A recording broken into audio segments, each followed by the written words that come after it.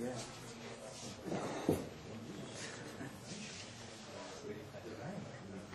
Yeah. Oh, I just double check with people from upstairs. I'm small.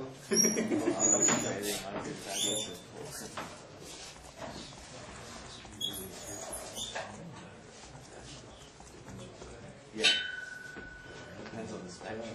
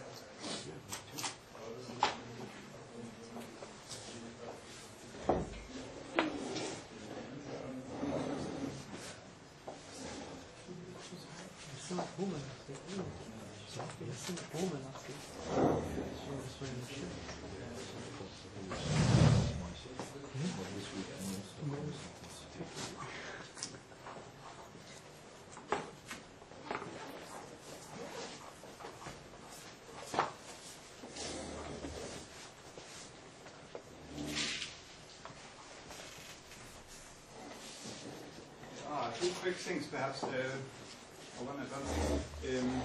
There might be some interest in people introducing themselves. I was wondering, should we do that or should we not do that? The other question is, should I take individual pictures of people so that people find out what is the name of a certain person or who it is of a certain person? Or should we do a group picture and try to annotate this afterwards, which I think is perhaps harder? Quick votes on that. Who's thinking we should introduce ourselves right now?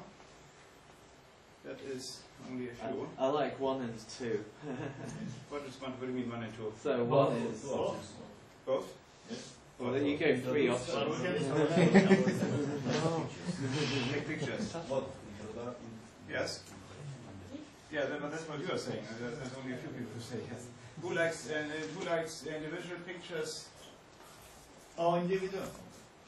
I think many of us are going in and out, and so it would be hard to get everybody all at the same time. Yes, in a that's why I'm group thinking we photo. should take individual pictures. Who thinks we should take a group picture? That's actually many more. So then we take a group picture, and I think we just do it afterwards, after this session.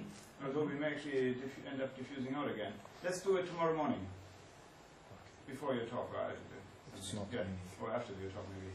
We have a time series of group pictures.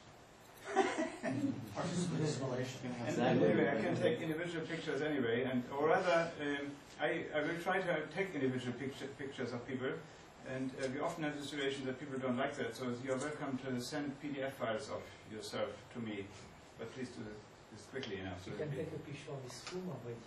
Yes. If you were taking a picture of that room, yes. There are already a lot of people. If you have a wide angle, I didn't say that.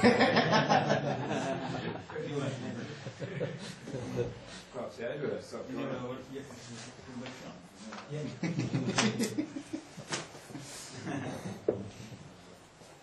you. I have, of course, a bunch of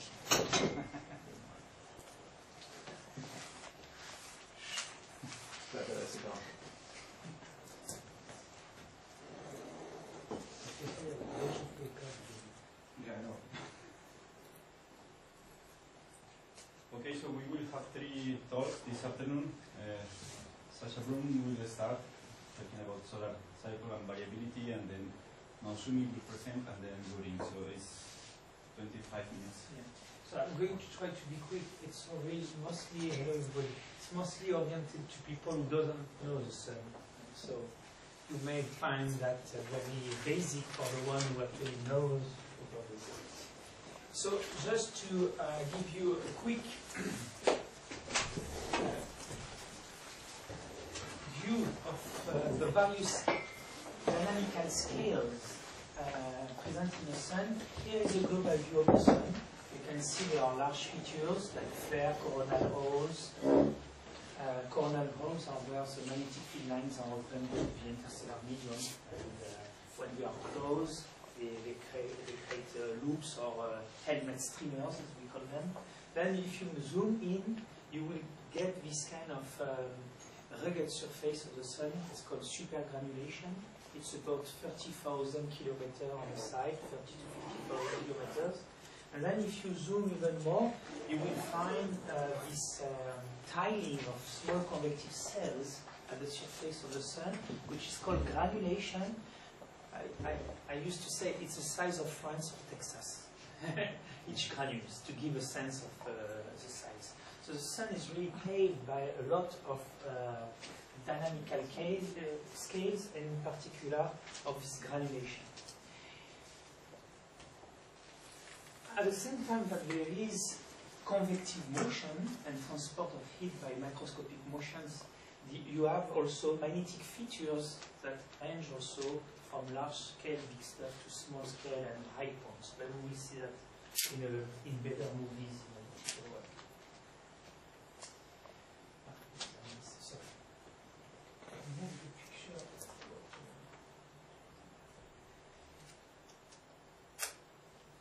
So, currently, what do we know about the sun?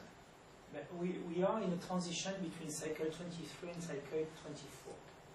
So, here you have what we will call the recording of the number of active regions and sunspots that emerge at the surface of the sun.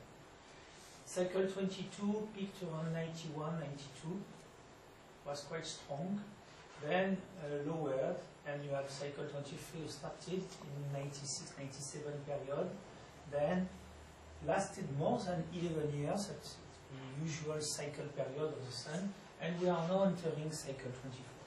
And as these zooms show you,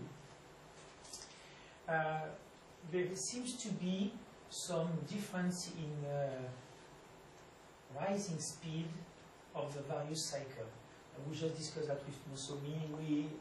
In April, it seems that the sun has kicked up a little bit, so we might be getting a slightly larger cycle than we think we were from the early phase of the cycle. But clearly, there seems to be a correlation between how fast you rise in the cycle versus the amplitude of the cycle.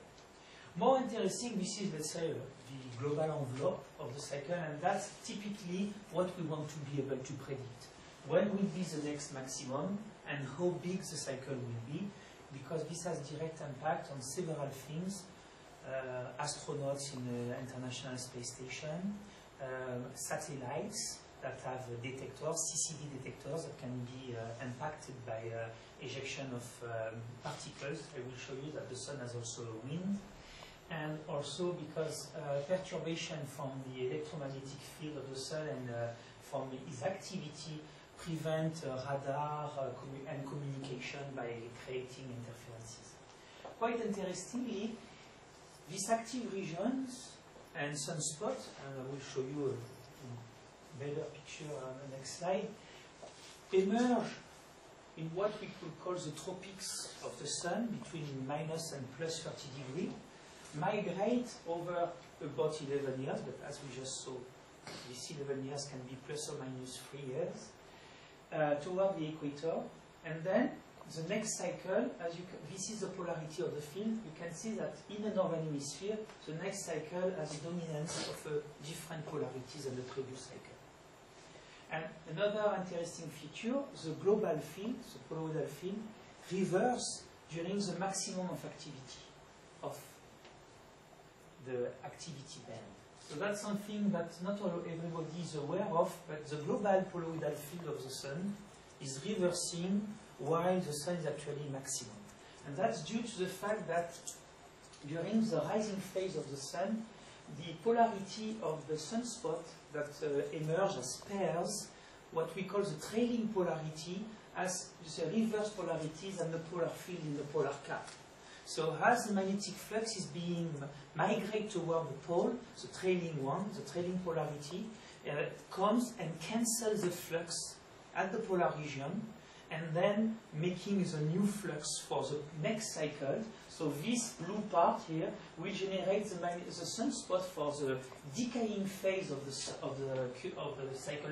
So starting from there, you have a new polar field or poloidal field, and during that decaying phase, you are actually starting to create new flux with the opposite polarity at the base of the convection zone or somewhere else, if you believe on the distributed model of the dynamo. But if you believe on what we call the interface dynamo model, that you will be at the end. And then, during that rising phase, you will have the flux with the reverse polarity that will come and cancel against the polar flux, and again and again. What's very striking with the current cycle is that it's weak, it's slow.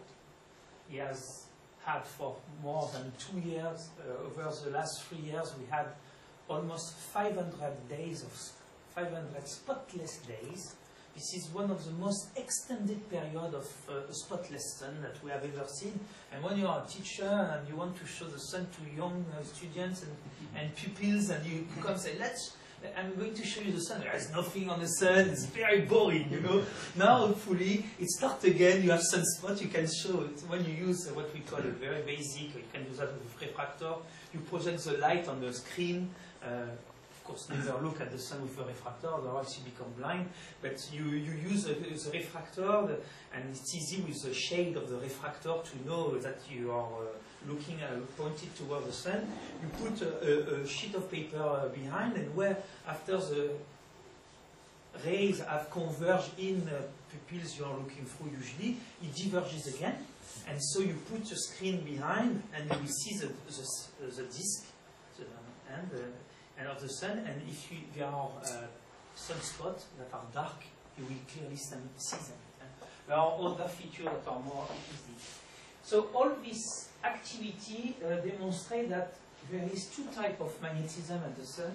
One that is organized with an 11-year cycle in a global manner, and one that is more disorganized, that is more linked to what we call MHD turbulence. So, turbulence of the plasma, conducting fluid. So here are some examples of active region, and this is done with the Hinode Japanese satellite. And you see, this is a sunspot pair, and you can see that the feature of a sunspot is that you have a dark region called umbra, where the magnetic field is mostly vertical. And then you have a penumbra, where the convection becomes elongated. And that's because the magnetic fields are starting to be horizontal, and you can imagine like a fan structure like that make it change in convection. So strong interaction between field and flow.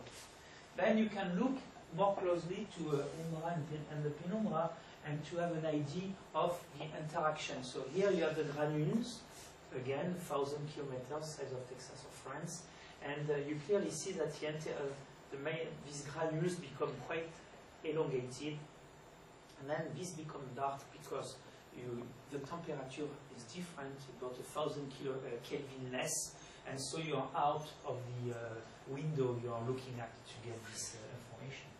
Then this is done with the SDO satellite. This is the latest satellite that the Americans have launched very recently, and you can see that the sun is currently very active, and you can clearly see that there are loops interacting, and this is a sunspot seen in the limb from the side, not from above.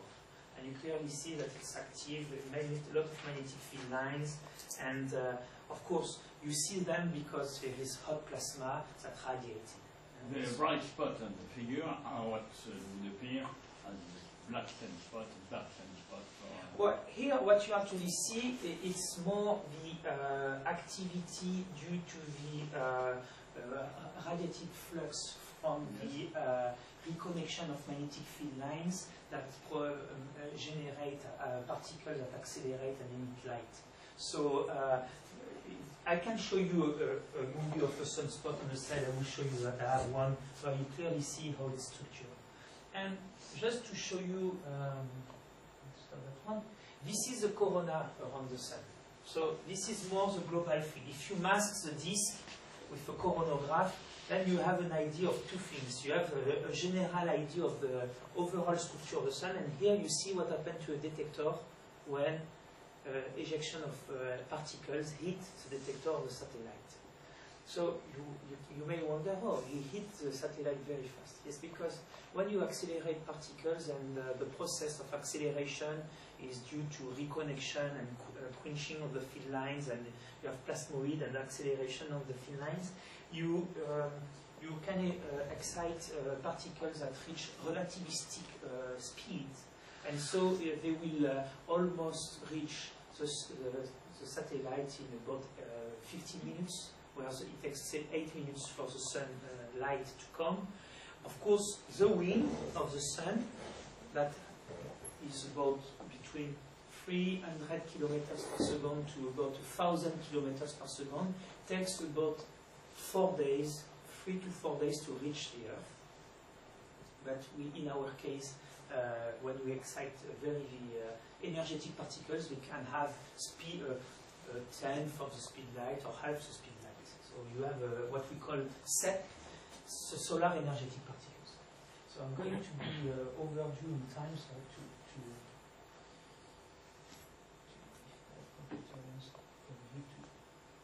So, just to show you, we don't even know, one thing we know even that's very specific to the Sun, it's thanks to what we call helioseismology.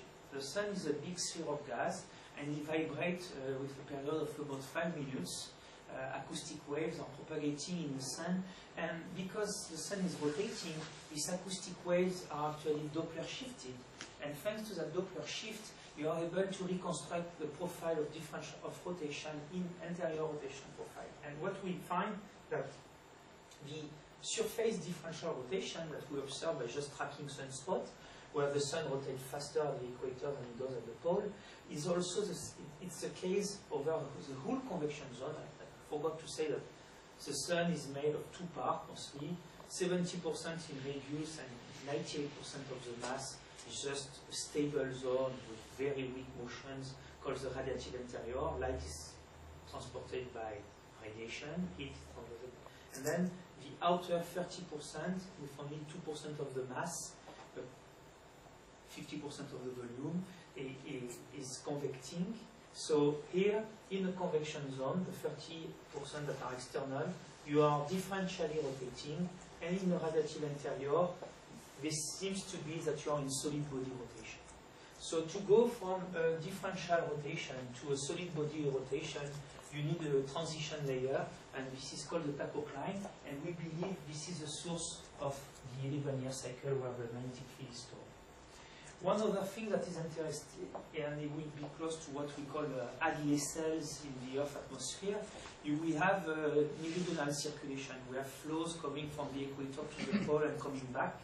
So at the surface, you can reconstruct the flow by just looking at propagation of acoustic waves, but they are not again modes anymore, they are just propagating waves.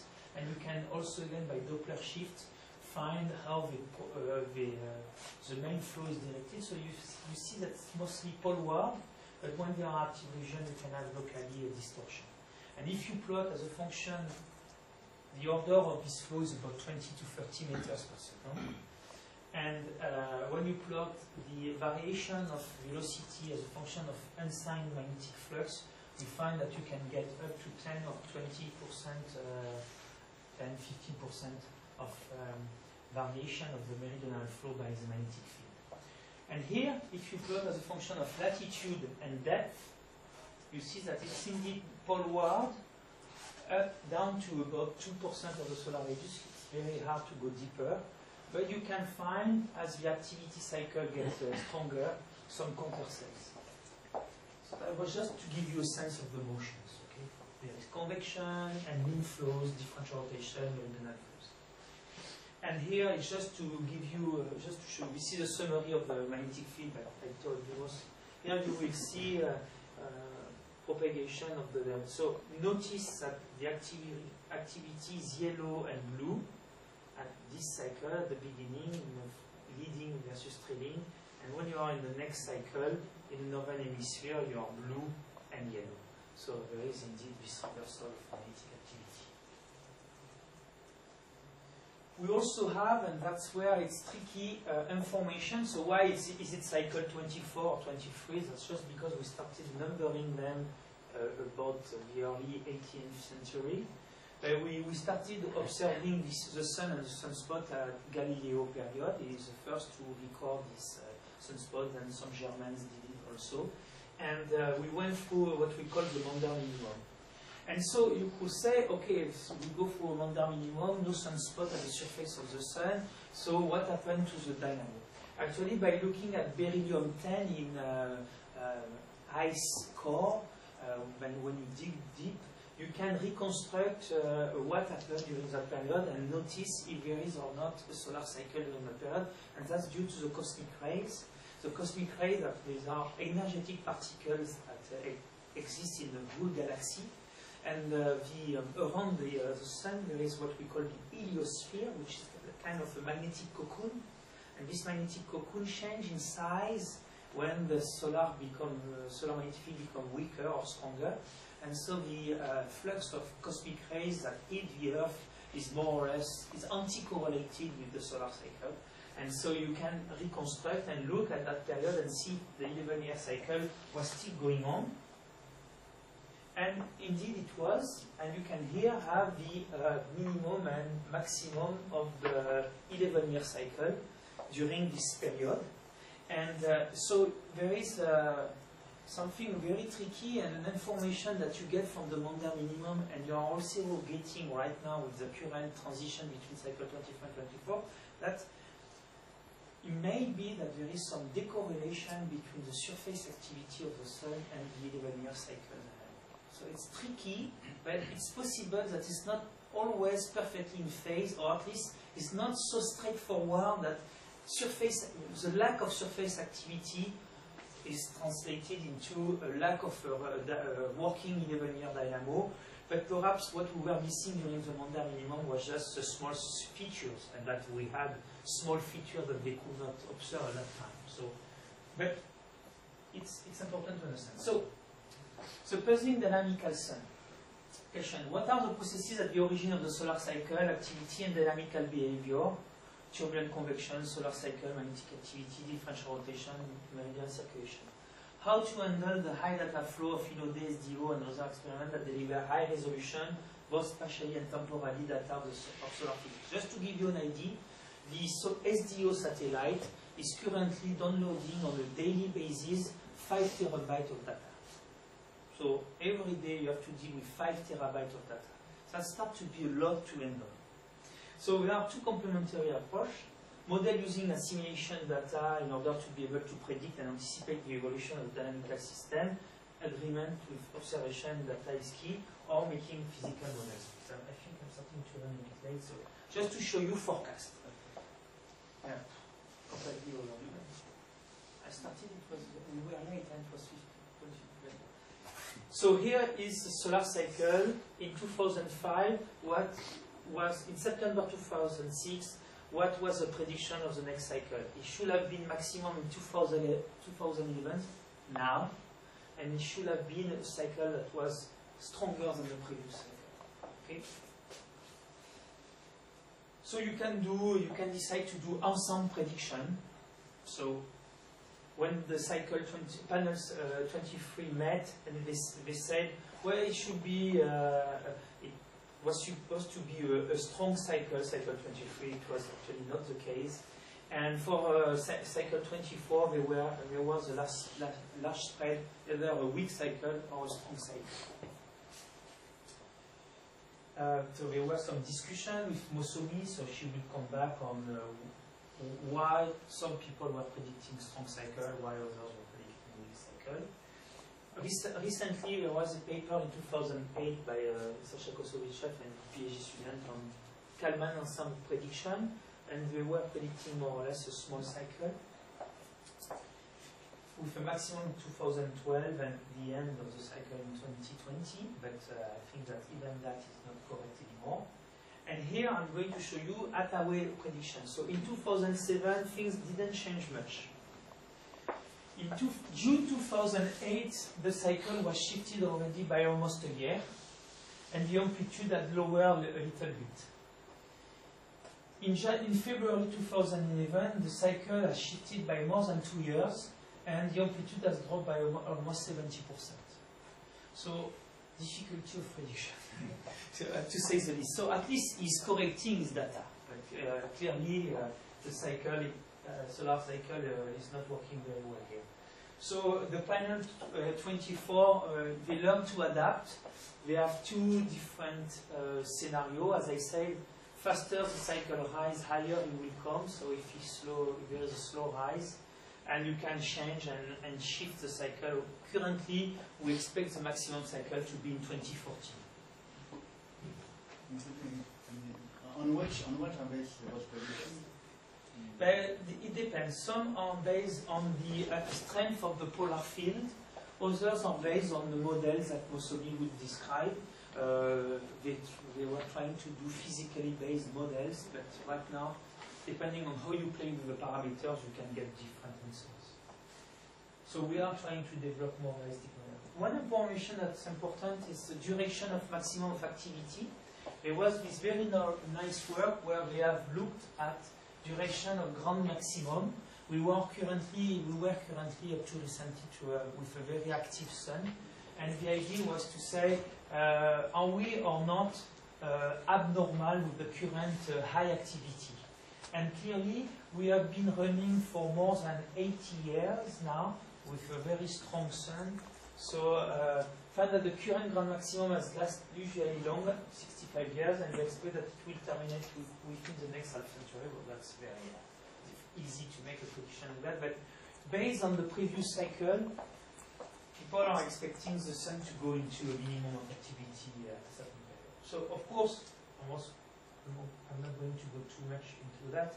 That was the prediction part. So you have seen we have to work on how the sun is going to be active and things like that, but we are not yet in the business of being able to predict, concluding, where the flux is going to emerge, and is at this emergence. I have other things on the prediction. I just wanted to show you what we are doing right now in 3D models that are like meteorology. And this is convection on a sphere, where you try to model the sun, convective sun. This is velocity, this is temperature, and this is temperature deeper. And you see it's starting to be spotty, because we are starting to drive a turbulent flow that becomes turbulent enough that it gets structured. So what's three-dimensional fluid dynamics plus magnetic. Yeah. Yeah. So here you can wonder, you can even model the sun in coupling with the radiative interior, 90% of the sun, and you can look at if you get or not the right answer of the fast equator, slope pole, and the tachocline. And here you have the transport of energy with radiation, and then the convection zone. So it does seem to be working, at least to some extent. And the interaction between convection and radiation generates internal waves. And so this is the equatorial slice where the convection is not so turbulent and model. And here is a 3D view of the excitation of internal waves into the radiative interior of the model, and how convection and radiation non-linearly interact to generate things. Alors, c'est vrai, il y a convective zone. Do you specify that from the start? Do you say this, the radius corresponds to the bottom of a convective zone? Or is it bit by one and then it's you have a structure from a 1D model that you calibrated with seismic data. Yes. But then, of course, because it's dynamical, as you can see here, there is what we call an overshooting layer. Convective motion doesn't stop where you say that you should become stable. There is overshooting of the motion because they have inertia. Yes. So when turbulent plumes come, they don't stop exactly where they should, they overshoot. And so you create a zone of mild mixing at the base of your convection zone. But each model which could create the overshoot. Yes. You don't tell the model, you must do overshooting. The model itself, not enough of physics to do that. But still there are, the other side, the interior of the sun, is made of several different regions. But it's, I mean, it has a profile Yes. that has, at a certain point, a criteria that this profile, since it's calibrated with the sun, we expect it to be about 30% wide, and then you perturb this background state that is quiescent, and the model starts, and where this instability is over the Rayleigh number, you get convection, and where it's not, you don't get convection. Okay. And then, since the model rotates, he self-consistently generates his differential rotation where he has convective motion. So all that is made consistently as much as you can in a 3D model. Then you can put magnetic field and you get magnetic layers. And right now, in the 3D models, these magnetic layers at the base of the convection zone, where you see it's very busy in the convection zone, there is no organization. The base of the convection zone, you get these magnetic layers. These are not getting unstable yet. So you have an issue there where you don't get in your 3D model sunspot emergence. You can get sunspot emergence by making simple models where you put a rod of magnetic toroidal field and you can start getting emergence of magnetic structures. But you don't have that yet self-consistently in the models. But I'm going to skip. And you can also, at the end, say, okay, I have an 11-year cycle dynamo model. I know that the solar corona and the solar wind, fast, slow, fast, is changing as a function of the topology of the coronal field. So you can use a 11-year cycle dynamo model and couple your 11-year cycle model, which is a simpler model that Mosomi is going to discuss with, what we call mean field models that give 11 years. And you couple that with a solar wind model, and you can see how the corona and the solar wind change as a function of the cycle. So you can do several things, but right now we are not yet in a situation where you have a 3D models that give you 11-year cycle and sunspot emergence. You have a 3D models that can give you the mean flows. You have 3D models that can give you magnetic field generation, magnetic field organization, but we are not yet, we have not yet closed the loop in 3D. Only the 2D models give you the 11-year cycles, but a lot of physics is dialed in, and so the not everything is self-consistent, but at least you have some putter to turn to. Sorry. So, some questions? So this morning you said that, contrary to people in meteorology, you themselves, you said the primary models. What would be a broader primary equation? What would be the primary equation? Yeah, well, the thing is that from discussion with you and others, what I have understood is that when they run a meteorological model to predict the weather, they are currently using sometimes very simple radial stratification. They will do shallow water or not predicting weather. yeah, with primary equation even more simple than shallow water. In astrophysics, when we do model of the sun, we really solve compressible equations. They are not fully compressible for the sun. They are what we call anelastic. Yeah. So it's a mass flux that is conserved. It's better than being Boussiness, for the one who knows what that means. So we are a bit step further than Boussiness, so there is two reasons. Either you think that the anelastic equation are a good model to describe the sun, and so we have a continuous stratification in my model, and then you run that model and you expect to get the 11-year cycle more or less. But right now this is not the case. We are pushing on. You have some models that give a 1.5-year cycle, others that give a 30-year cycle. Right now we have two kind of solutions depending on if you are driven by advection or driven by diffusion process. So we are in a situation where this. So I will say in 3D, perhaps MHD shallow water will be a solution, or just you take the equation I'm solving with this big code, but you need to have a way to drive your the big system to get it toward what the sun is showing us. I mean, the emergence of flux.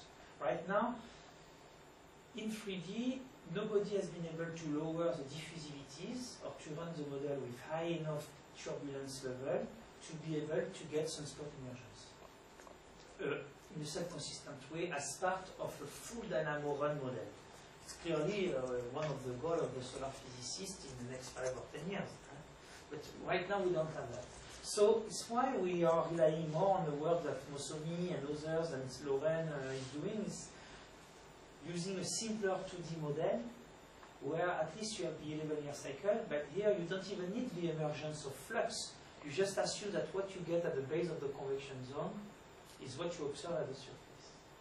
So it's not that we don't need it, but we can't model that at this moment. We need it. well, you could put it by hand with a certain prescription. Because you we know? have no option. That's why we take the proxy from the bottom of the convection zone. We cannot model it yet. That's the main thing. We need it definitely. So the primary, what will be the primary? I'm not sure we need that. I'm not sure what the current situation, when they are doing weather forecasting, what is this physically based model that we are running? Well, at present, and for many years, the models that are used for large global weather forecasting, large scale, most often global models, are based on what is called the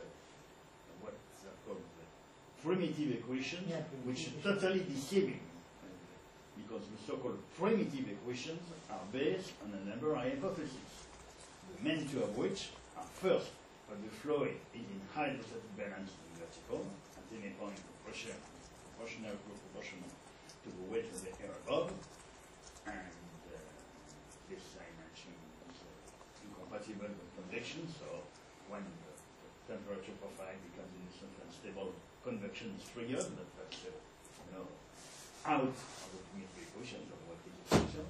And the second equation being that the depth of the atmosphere is negligible in comparison with the radius of the planet. And these are the two basic assumptions on which large-scale numerical weather prediction models are built. And we said, but now there are small-scale, relatively small-scale numerical weather prediction model, which will cover, for instance, a large part of Western Europe or a large part of North America, which relax the hypothesis of hydrostaticity and which use approximation, which might be an elastic approximation with the spoken about.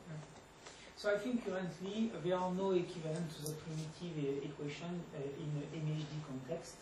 As I said, perhaps shallow MHD water models or MHD shallow water or whatever that means. That has been developed and could be eventually used. I'm not even sure it's necessary. I think currently the problem that in our models, it's like if you were in a situation in that if you were running your meteorological model, you were not able to get tornadoes or hurricanes. No. Our model will not produce tornadoes, but they produce hurricanes, the tropical cycles, they do produce, they don't produce tornadoes. And we postpone the discussion for the... primitive, normally one needs, I think, by primitive, the basic three-dimensional equations, right? I would say two-dimensional in the vertical direction is different from your... So in that sense, I would normally call that a type of a mean field equation. Maybe they can be like that. Yeah. But I think the common practice is to call primitive equations the basic three-dimensional equations. I think that's what normally is called primitive. The primary equation. Say it again. I mean, when one says primitive equations, one actually means primary equations. Yes, this is what I said. But the word primitive equation, the phrase primitive equation is deceiving. Yeah, exactly. It's an oversimplification of the analytic equations. What is the motivation why there is absolutely a need for a mean field? The reason is that one can otherwise not cover the timescales, yeah? Is that...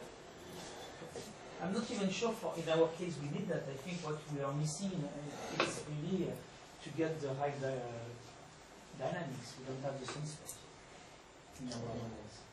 So will it be possible to put that by hand? I don't know. Yeah, right. So you want a sort of for the synaptic map directly, so to speak. I see that. Okay, now brun+dikpati will speak about some mean field model doing data simulation. So I'll give you an example of data assimilation applied in a solar cycle model. And more accurately, I should call it a data nudging instead of real data assimilation that the experts are discussing here. You will know very soon why I want to call it data nudging. The points I will discuss here today, which solar cycle features we attempted to predict, because there are various things. There are daily features, there are monthly features, then there are annual features.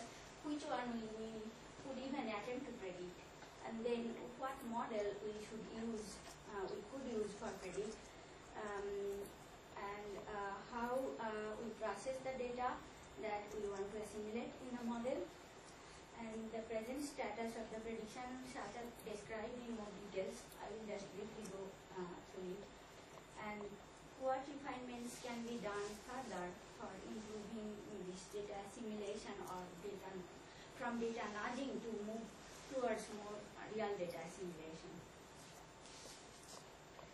So here are the two plots taken from Belgium website, very recent, May 1, 2011. The yellow spikes are the daily features, daily sunspot appearance and detail. And then you can see a superimposed blue line, that's the monthly feature, and this red curve is the monthly smoothed curve. This is the one that can be predicted using mean field solar dynamo models, because really mean field models cannot simulate anything less than 6 months time scale. So monthly feature, or forget about daily feature, even monthly feature, the mean field models are not there to predict. And so in this plot also again, the blue is the monthly and the red is the monthly smooth. So even in the monthly smooth feature, you can see from cycle to cycle that lots of variations in the peak. We attempted to do something whether we can predict the peak of the next solar cycle. Now I want to give a little background also why solar cycle, even if we are not there to predict the daily or monthly features, even how predicting the peak of the solar cycle would be important. Here is the solar cycle variation. You can see the peak variation here. If the peak variation is suppose 10%, then the variation in the density level at the 400 kilometers from Earth's surface in the upper atmosphere is 30%. So it's 3 times more, the density variation. And that's the depth where most satellites are placed. And density has huge effect on the lifetime of the satellite. So even predicting, to be able to predict the peak of the next solar cycle could be important in that sense that one can be prepared for where to put the satellite in order to make its lifetime longer, because due to drag effect, its lifetime goes down. The model that we have applied to predict the mean solar cycle features such as the smoothed peak and duration of a cycle is called the flux transport dynamo model. It's a 2D mean field kinematic model where the flow fields are prescribed and the model is integrated forward. The magnetic field evolution equations are integrated forward to predict the evolution of magnetic field as a function of time. This model has 3 major ingredients. So here it's averaging out all those small scale features that are presented in terms of convection, etc. It's only focusing on large scale flow field and large scale magnetic field. So large scale flow fields of the sun, we know the differential rotation the equator is rotating faster than the pole, and there is meridional circulation which is in the meridional cut, going flow, going very weak flow, going from equator to the pole at the surface, and it's supposed to come down from pole to the equator at the bottom of the convection zone in order to conserve mass. So in this model, the differential rotation shears a pre-existing colloidal field in the low latitude. So eventually it wraps up the field around the globe and produces two oppositely directed flux tubes.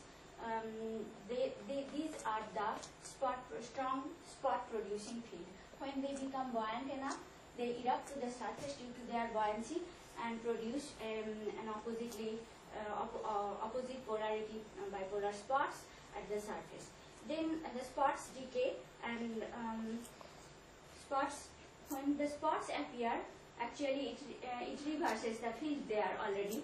Due to Coriolis force, it goes through some anticyclonic motion, and the sign change of the magnetic cycle happens there. So you get the colloidal field there now is compared to this oppositely directed, and they eventually by advection and diffusion effect they go to the pole, cause polar reversal, and a remnant come down to the bottom when the same effect happens, but it's now with opposite polarity, and so you get the new cycle after 11 years. This is the basic model physically, and here the meridional circulation which works in the bulk of the convection zone in the meridional direction. The flow goes from equator to the pole, and like this, and this flow performs the 11-year cycle in this class of model. This has lots of similarity with the ocean conveyor belt. That ocean conveyor belt is located in a highly turbulent medium of the ocean. This also, the weak meridional flow, large scale flow, this is located in the bulk of the turbulent convection zone of the sun. And this ocean conveyor belt transports surface forcing with a long memory, and that can be applied for El Nino prediction. Similarly, the magnetic features from the surface can be transported deep down to the bottom in this conveyor belt, sun's conveyor belt, which also carries some memory of the sun's past magnetic field.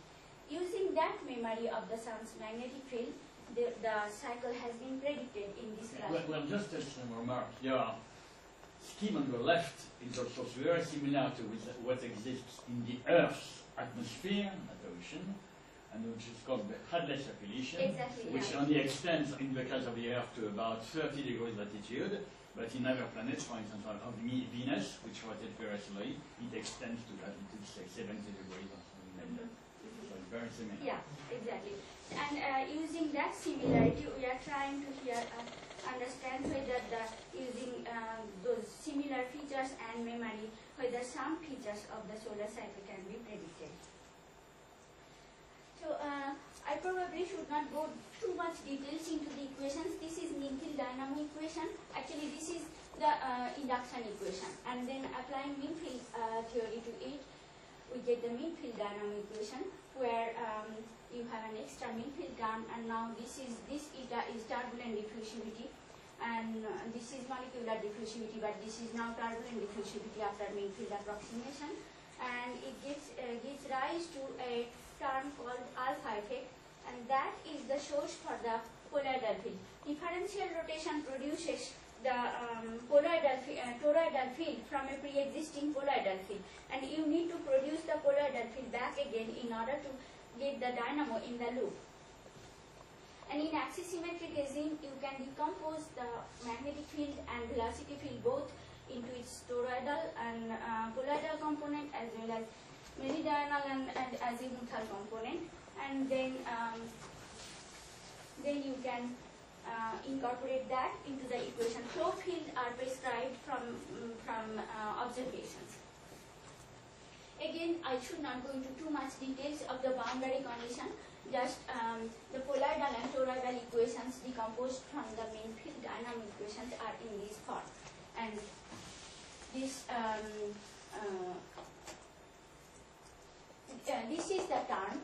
Here, this is turbulent diffusivity, which is working in the bulk of the convection zone, and we do not, this is the least known ingredient in the dynamo. We do not know much about that.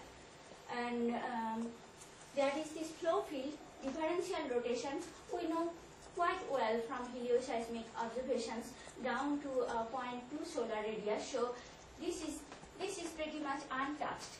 We cannot fiddle with that particular ingredient. And this is the surface colloidal source, that after the spots have appeared at the surface, the decay of active regions produce the new colloidal flux, and that this term is capturing that effect. And this is the term which actually needs the surface data. When I said that which data to be processed and assimilated into the model, this is the term where we should put the observed data.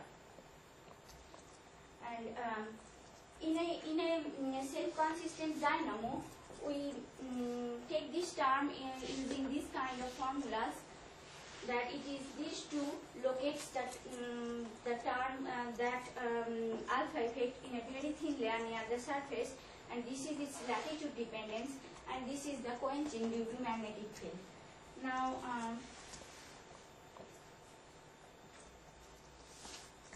a self-consistent dynamo works in this way. The colloidal fields are generated at the surface, these line contours. They go to the pole by adaptive diffusive effect, by meridional flow and the diffusion effect, and a part come down to the bottom and gets sheared by the differential rotation here, and produces the strong spot producing toroidal magnetic field, which have been presented here through the color patches which are actually going into the plane of the board. And as such, I was telling that we don't have the emergence of flux to the surface, so assuming that the flux, when it's buoyant enough, they will emerge to the surface instantly and radially, we can take the cut from this layer at the base of the convection zone and plot the toroidal magnetic fields as function of time, and we get this kind of time latitude diagram, which resembles very close to the observed time latitude diagram of the sunspots. This is called the butterfly diagram.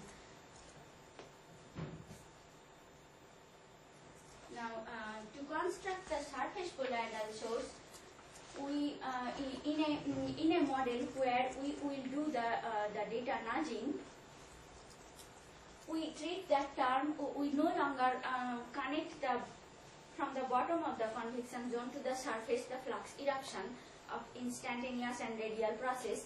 Rather, we treat that surface colloidal source as a forcing from the top, and that forcing comes from the magnetic data that we can observe at the surface, the bipolar spots or whatever you can think of, that would give some proxy of the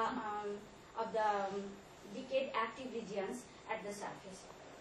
So that forcing term. We replace the S term by that forcing term, and it's no longer a self-consistent dynamo, rather it's a flux transport dynamo based predictive tool. And we do the data nudging in this way.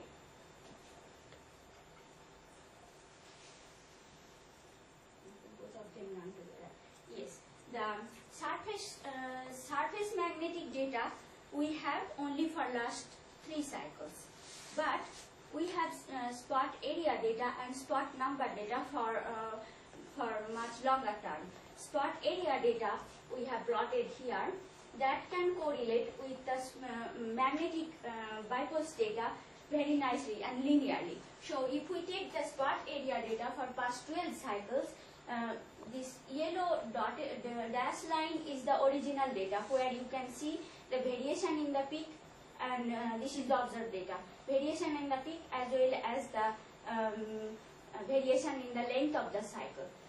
But since meridional circulation governs the dynamo cycle period, and we do not know the meridional flow data for this entire span of the solar cycle data, so we have only one option. We take an average meridional flow that will will produce an average solar cycle of this entire cycle, and so we should also assimilate the data for average which have the same cycle period. So we stretch or compress the data in a way that all cycles have same length.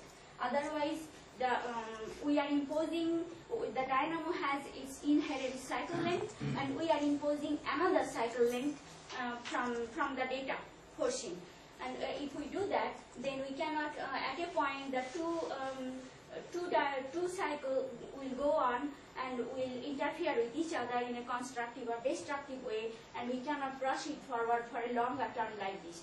And that's why, keeping the peak amplitude same, we did the stretching and compression of the data in such a way that we can forget about the meridional flow variation, and we can take one fixed average meridional flow, and we can just focus totally on the amplitude. So this is the surface data that at a function of time going like that, and this is the colloidal source or forcing we apply at the surface, which is kind of 6-degree band. These fields appear, these bipoles appear in a 6 to 10 degree band, and as a function of time, that band also has some variation. We cannot take that at this moment. So a fixed 6-degree band is migrating as a function of solar cycle from around 35-degree latitude to 5-degree latitude, and that is what has been assimilated depending on the variation in the amplitude of this for the entire 12 cycle, and the cycles have been simulated. This is the observational data from where we have constructed the surface source, and this is the theoretical, the simulated cycle. You can see that the first 4 cycles have not been reproduced very well, because during the first 4 cycles the conveyor belt was loading its entire belt to create the memory, and it takes about 40 years to from surface to go down to the bottom and come back to the surface. So it needs approximately 3 to 4 cycles to load the entire conveyor belt, and therefore the first 4 cycles it was still loading the data and is not reproduced very well. But then onwards, after it has produced this memory, it has produced the cycle peaks well. And when we correlate the observed spot area data peak and the simulated cycle peak, we get a correlation of 98%. And these are the light yellow are the first 4 cycles which do not fit very well in this curve. In this way, proceeding forward, so in this model, the cycle 13 is predicted from 12, and basically 11 was 0, so we do not know that. Then 14 have been predicted from 12 and combination of the memory from 12 and 13.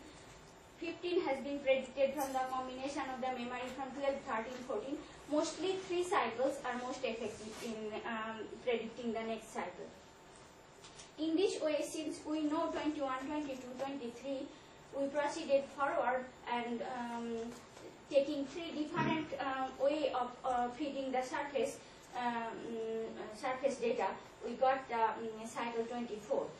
2 curves represent if the meridional flow is strong, then this is 50%, and this is, if meridional flow is weak, then it will be 30% stronger than cycle 23. So in this model, basically the seed of dynamo comes from the combination of 5 minutes? 4 minutes. Combination of the past 3 cycles, and primarily it is the latitudinal field rather than radial field that contributes to generate by the latitudinal shear the sunspot producing magnetic field. And you can see good correspondence of the n-2 with nth cycles toroidal field. And this is the correct status of solar cycle. Shaja showed you up to this point that cycle is rising slow, so it could be a slow cycle. And yes, I was one of the panel members in cycle 24 prediction panel, where there were 12 members. The panel proceeded in the way at the there were 3 meetings. In the very first meeting, as you saw in Shaja's plot, also David Hathaway also had a very high cycle prediction. So the panel had more members voting for high cycle and less members for low cycle. So initial prediction was issued as a very high cycle. In the second meeting, seeing this very long minima continuing, the more people thought that due to long minima it will lead to a weak cycle, and so it was kind of split 50-50. And then in the very final prediction in 2000, I think that was issued in 2008, at that time all members except me voted for a low cycle, and so final prediction has been issued as a low cycle. We don't know yet what will be the cycle. In my model, it comes from the combination of the past 3 cycles, memory of the sun's past 3 cycles magnetic fields, and the conveyor belt carries them, the memory to the bottom of the convection zone with a 20-year memory period. And the cycle is showing some sign of shooting up, and we will see what eventually happens. But one thing to be kept in mind here, that we did the data nudging. We did not do any update. For whole 12 cycles, we just incorporated the data, and we just integrated once the whole sequence. But actually, we were able to predict the peak, hindcast the peak very well, but if I superimpose on the top of the observed cycle, the simulated cycle, you can clearly see we are nowhere close to predicting correctly the shape of the cycle. And so data nudging may not be enough for this, and future plan is to do some sequential data assimilation, perhaps what Dr. Majumdar was talking as a serial assimilation. Is that the same thing, sequential or serial? So, yeah, sequential might be what I think Olivier introduced last week, where one has a trajectory and then one sort of fitting observations to a trajectory at given discrete times. I think it's a bit different from serial, but yeah, so, if you could check. What we are trying to do here, suppose this is the shape of actual cycle, some cycle I took from observation, and suppose I start from the minima point, and the adjusting this slide I took from some old slide that we started this effort a few years ago from ISSI workshop. We know that meridional flow controls the shape and timing of a cycle. So meridional flow data we do not know for past cycles. Suppose in a past cycle or in the present cycle, we start from a point, and with a particular meridional flow, we integrate forward a little bit, and it's not going in the correct direction. Actually, you know, I have a wrong plot here.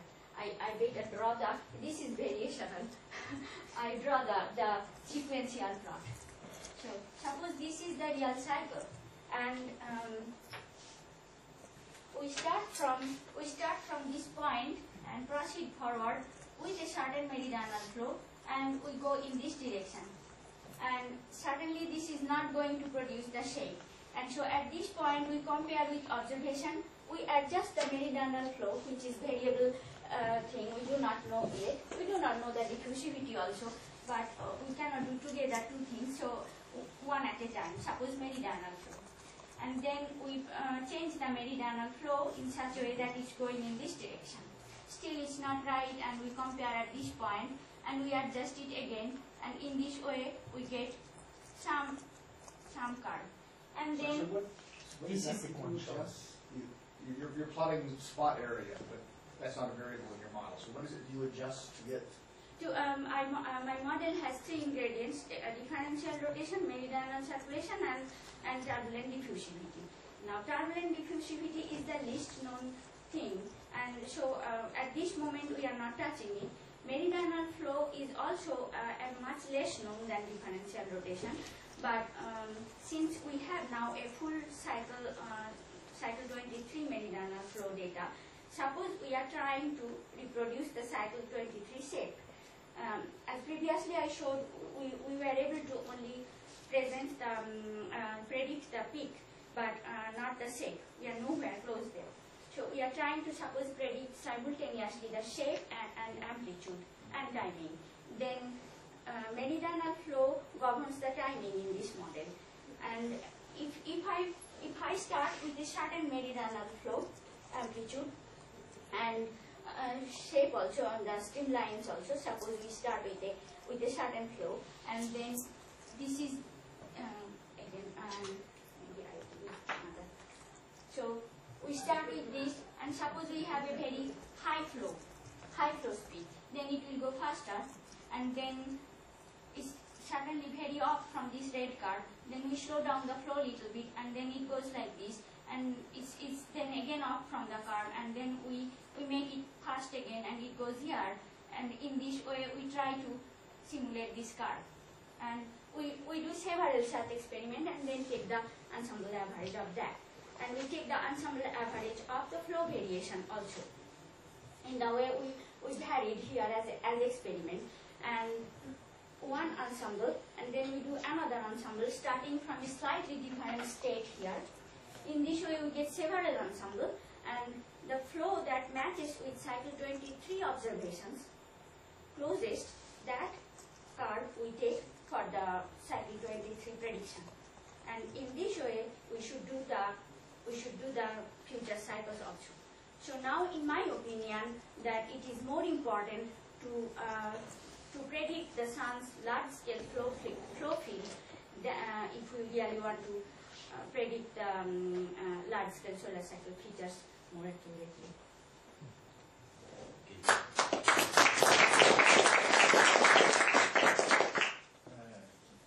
Just a point, your model is bidimensional. No, it's two-dimensional. Oh, even there, I'm sorry. Three meaning three numbers. Oh, three parameters, yes. Oh, okay. It's two-dimensional, Three but dimensional. three parameters. Two-dimensional and state vector have? Yes, Oh, three actually, I components. have this flow chart But where it's it shows only exactly two. well, it represents only with three You scalar specify parameters. you It specify represents the two or evolution. three real numbers to start the model. Okay. So it's a PDE, right? So there's It depends when you get to the line. of R and theta. That's what. So The state vector Well, has. this is really the question. Is it a discretized PDE with Sure. a huge number of variables? Yes. Yes. Okay. Yeah. So when we say three, we mean three numbers, not Three a few. numbers. It's PDE. Now, so three it's- profiles. Let me show you. No, that's So clear. here, the system is simple. You have I mean, he's thinking of. you have one. No, So Lorenz had talked to us on. No, I'm thinking about anything on a computer. So when Yeah. so So you B, have to B, so to the B seven. for So how many- independent of time. So R will be NR. The number of radial points will be typically Great. 128, and then theta will be typically 128, 256. Okay. And each of these, okay, and so especially in physical domain, it is three-dimensional. So it's what we will call, but I don't like that, 2.5D computation in the sense that your field, 1.5. because you have BR of R theta and T, BR plus B theta plus B5, B5. You describe your field as three components, but it depends on A three-dimensional vector field. I know, but let's Yeah. forget about the time. I was speaking about space. If you Okay. I'm speaking of space. You have a two-dimensional vector field Space, space, is yeah. defined as a two-dimensional physical domain. No, we have B has three components. But two scalars. So a three-dimensional. Yes.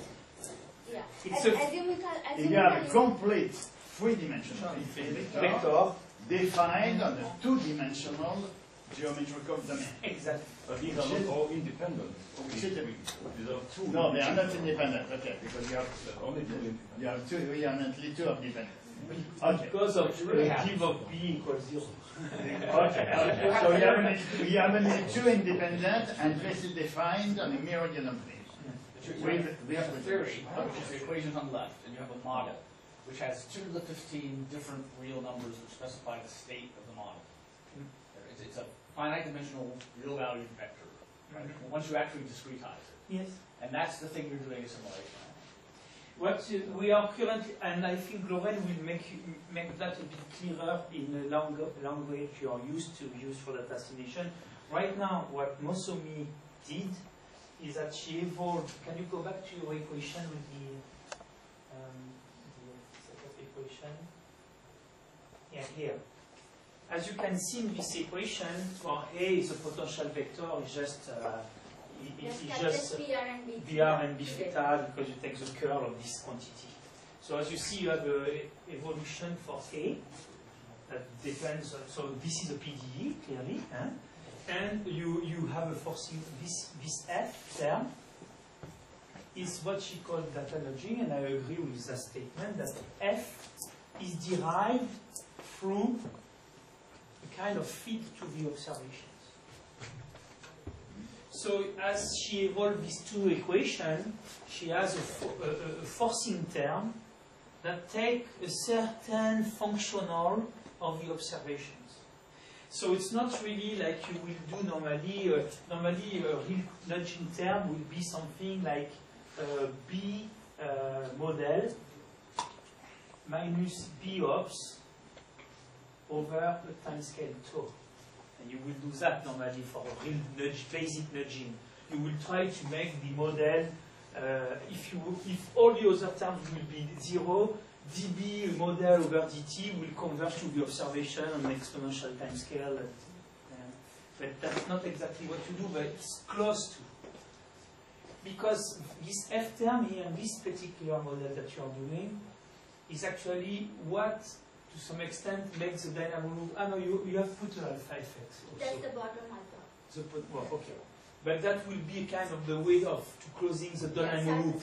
And so do you define the F term after you've seen this future value, looking at all the... Is that defined at t equals 0, or is that only defined after you've seen the number of these runs? No. This is the new stuff. This is not what she did. Here at each time, I'm defining that also, and from observations. So is it causal or acausal? Do you actually use, when you've defined your final F to get all these little corrections, have you already seen the data or not? I think that yes, in that case, yes. Yeah, for hindcast system I have already seen the data, but for forecast I don't know the data of that also.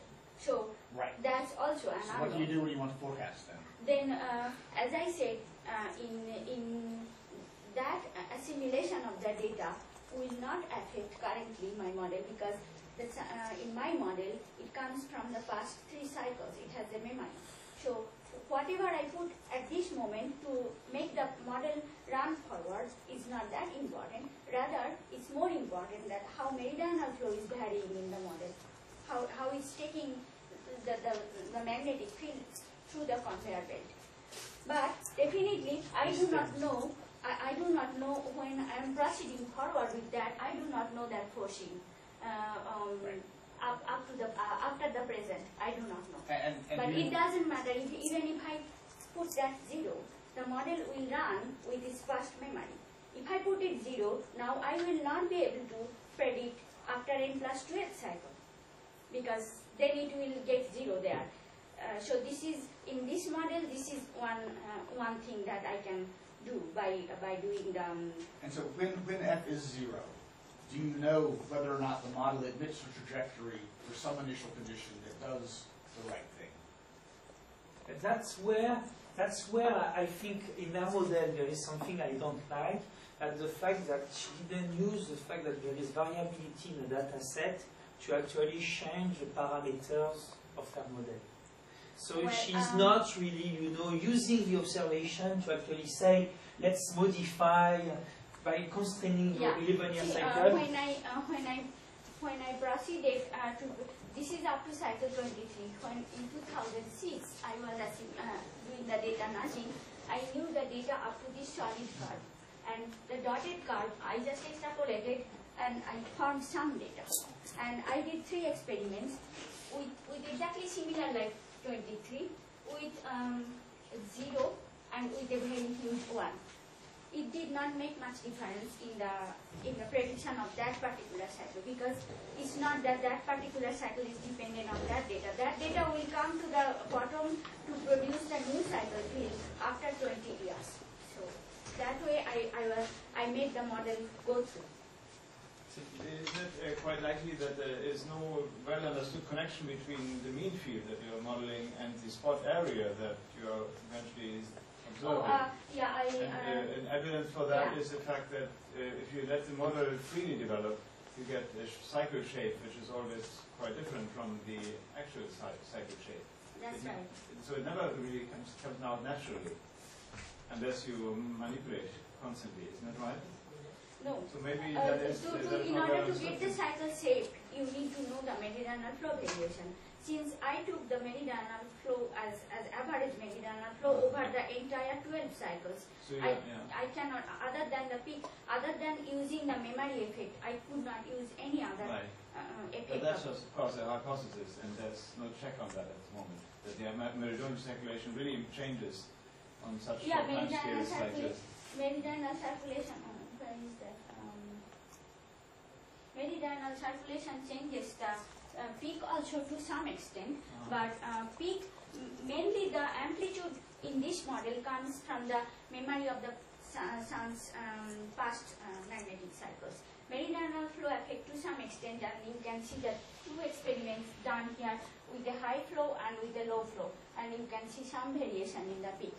And shape is nowhere close to what we have been able to predict about the peaks, and that's why it's not a real data assimilation, and because this is the situation, and so in order to do the real data assimilation, does it at least look plausible then? I mean, when is the cycle?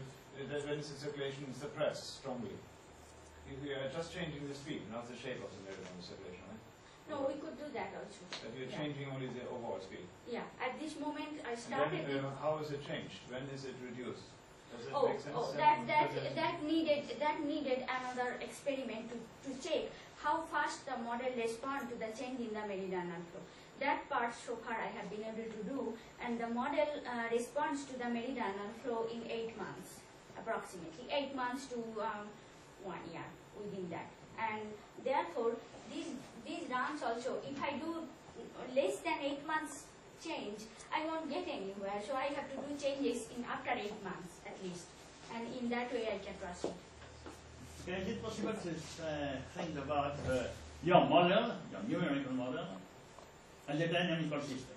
Does it produce spontaneously by itself without being nudged an 11-year cycle or something similar, just by itself? It's not a dynamical model. It's kinematic in the sense that the you give it an initial state, and it computes an inversion.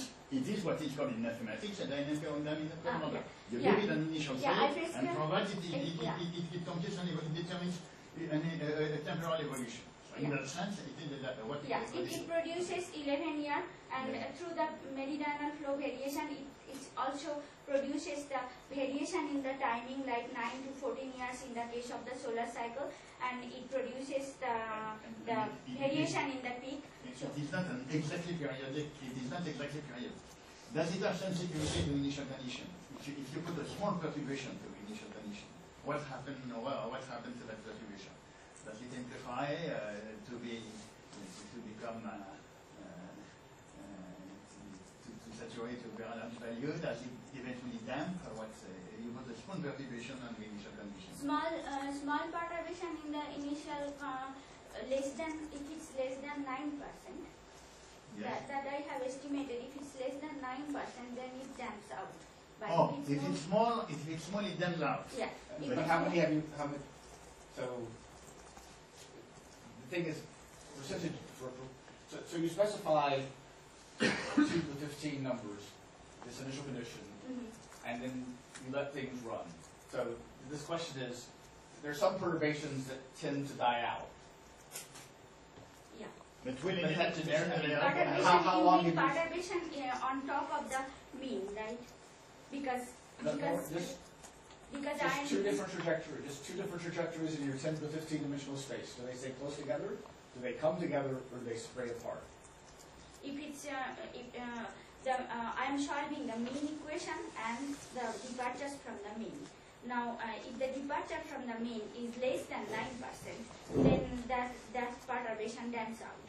And if it's more than 9%, then I can see the effect on how it's affecting the mean, and they two are coupled. Any other? So I think, I mean, it is a mean field model, and the only nonlinearity, right, comes from a simple alpha quenching. So basically, all it does is reduces locally the flow amplitude, or the feedback amplitude. So it's an unrealistic and very simplistic way of nonlinearity. So I would not expect there to be unstable definite exponents, for example. Is probably what you were after, right? Yes, but then why does it matter if you make a larger perturbation? Why doesn't it decay to the linear solution anyway? I think it should, actually. Do you think it does not? Say there's a threshold above which. Yeah, why is that? I don't know. So I agree. I would expect either Yeah. that or this, but it seems not. It seems depending on the perturbation size, we switch. Is that true? Why do you say there's a threshold? No, what I said that below 9% it decays away, but above 9% it starts working with the interacting with the mean and changing the mean. But maybe that's. Otherwise, you will get all cycles of the same amplitude, right? You have to, due to the perturbation or departure from the mean, you are getting the departure from all peaks to be the same. But even if you take this larger amplitude perturbation, would it die out after several cycles? Maybe. Yes, I think No, That's what I would expect. but by that time its memory has changed because in the case of this model, the memory is being governed by the past two cycles, and so when the departure has created certain features that will not be carried over in its own way. So Like I guess so. This is a very simple question. I don't understand what you mean by memory is over the last two cycles. If you specify these 2 to the 15 points, you fully specified the state of the model, no? So I don't understand how it doesn't. Actually, I can imagine now. I mean, if there's a long-term memory because of the circulation, because the of conveyor circulation. belt in the model. So if you specify these 2 to the 15 real numbers, then it may be that you could actually understand something about the past, but it's not a long-term memory in the sense of the delay equation, right? Why not? I mean, if you want to express this in terms of a simple dynamical model, you would at least need a third equation in order to represent the delay. Addition of You memory. would need a delay. I think so. I mean, the model itself is through the PDEs, through the circulation, and the low The model itself difficulty. is a discretized piece. The model itself, as run on the computer, has 2 to the 15 numbers Yeah. and no delays. So we're very happy to have a dynamical system in a 2 to the 15 dimensional space, but with no delays.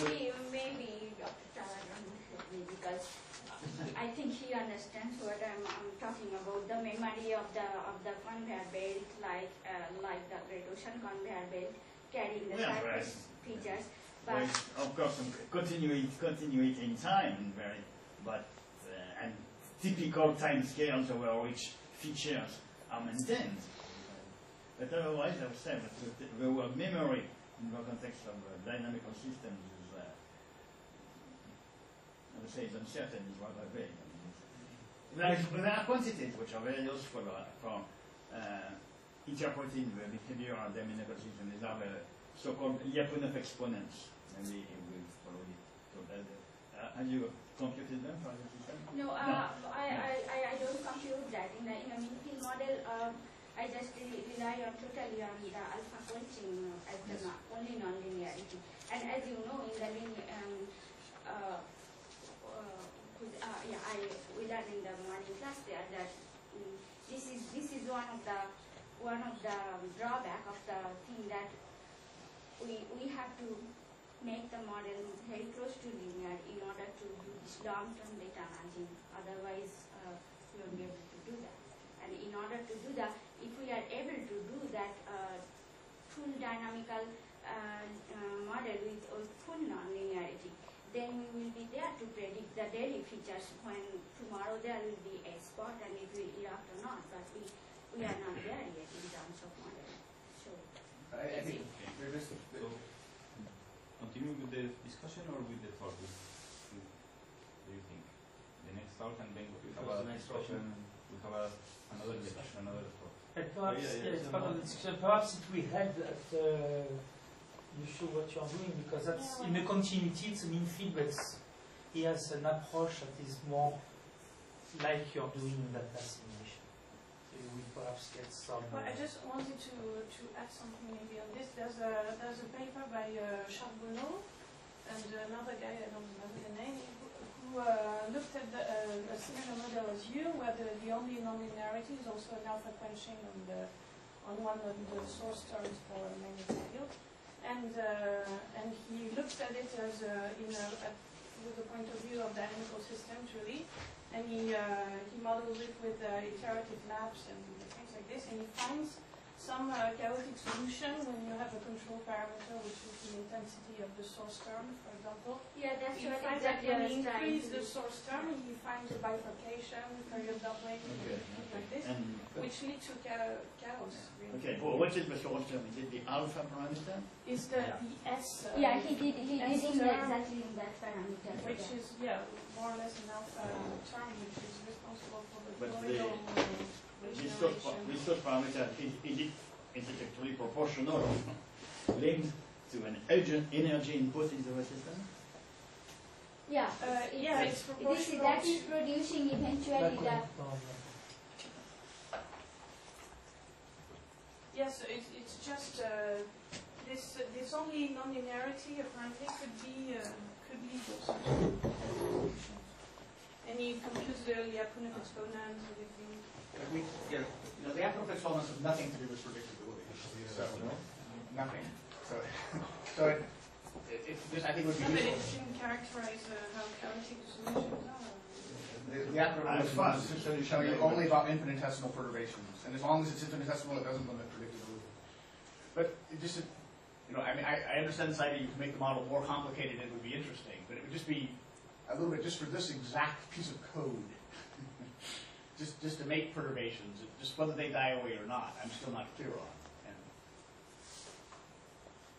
that would just be useful to know. I mean, I realize you could make a more complicated nonlinear model, but just for the model you already have, just to know if those perturbations. But by the way, when you say the Lyapunov exponent don't have any impact on the predictability, if you were to calculate rates of divergence in phase space and infinitesimally close. and if you now do this for different non-linear for different amplitudes, initial amplitudes, not for infinitesimal perturbations, would you then find something useful? You would find something different than what the Lyapunov exponent. And would that be useful for If you sample the right subspace for your perturbation.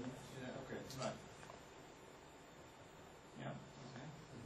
So the last talk for today is doing some data simulation in solar physics. Yeah, so it's another example where it's going to be a little bit linked to what Musumi just showed us, and it's another example how you can apply data assimilation to solar physics models, but it's more going to be about variational assimilation, and so it's going to be different from the sequential assimilation you just told us about. And it's just a very small toy model we want to apply variational assimilation to, and show that we may be able to have some possibilities to use variational assimilation here to predict also future solar cycles or large-scale features. Anyway, so so this is what Musumi said. we have in the sun continuous regeneration of magnetic fields, and what we're interested in here is the large-scale magnetic field, really. So the cycle, the timing, and the peak of the various cycles. So you need to. So we know that there's some kind of dynamo action going on inside the sun, and you can represent schematically the different effects which are responsible both for the regeneration of toroidal field, so which is orthogonal to the board here, and poloidal field, which is in the plane of the poles, more meridional. Meridional and poloidal are going to be the same in the same plane. So if you want to go from a poloidal field to toroidal field, so you start off with this line here, and as we know, there's differential rotation inside the sun. You can stretch your field line to get a toroidal field here, which will wrap up around the globe, as she said. And then you want to reproduce from this newly generated toroidal field some poloidal fields, so you have various effects which can be invoked.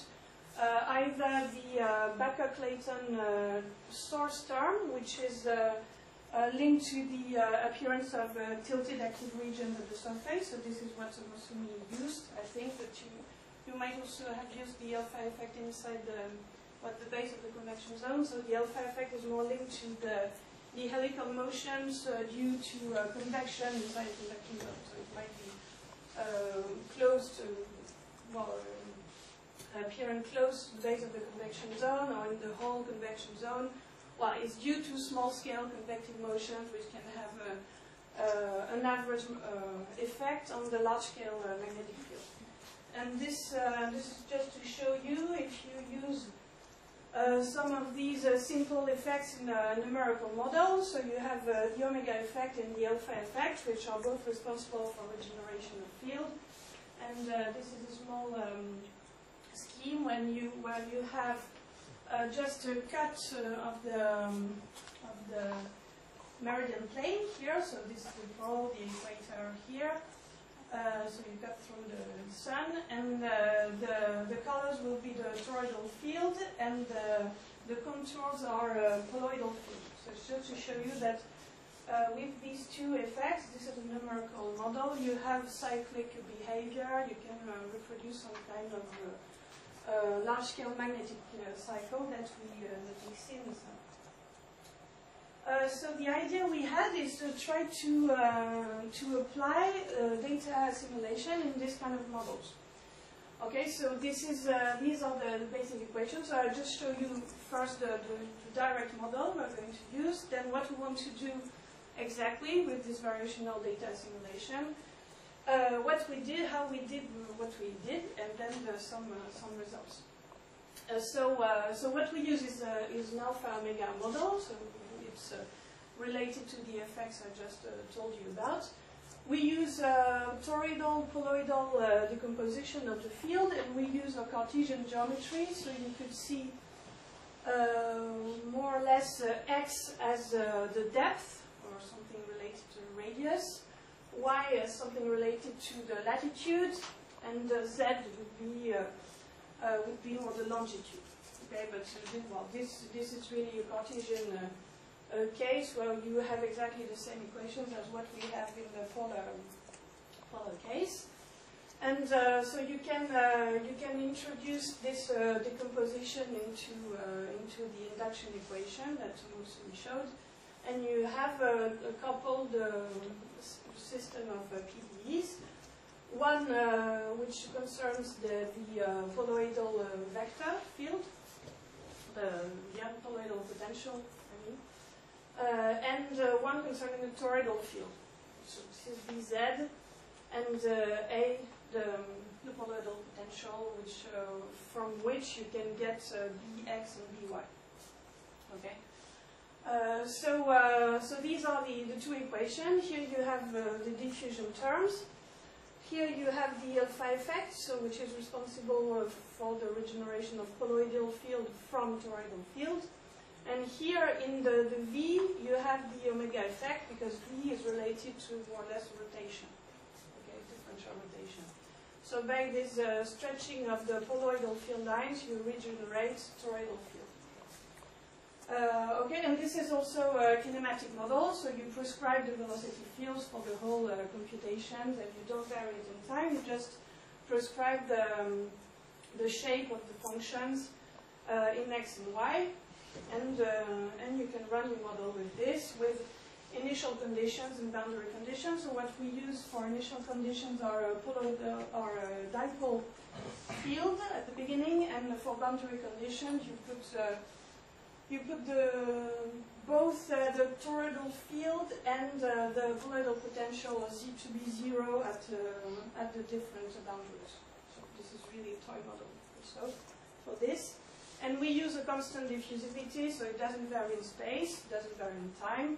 It's just fixed to one real number.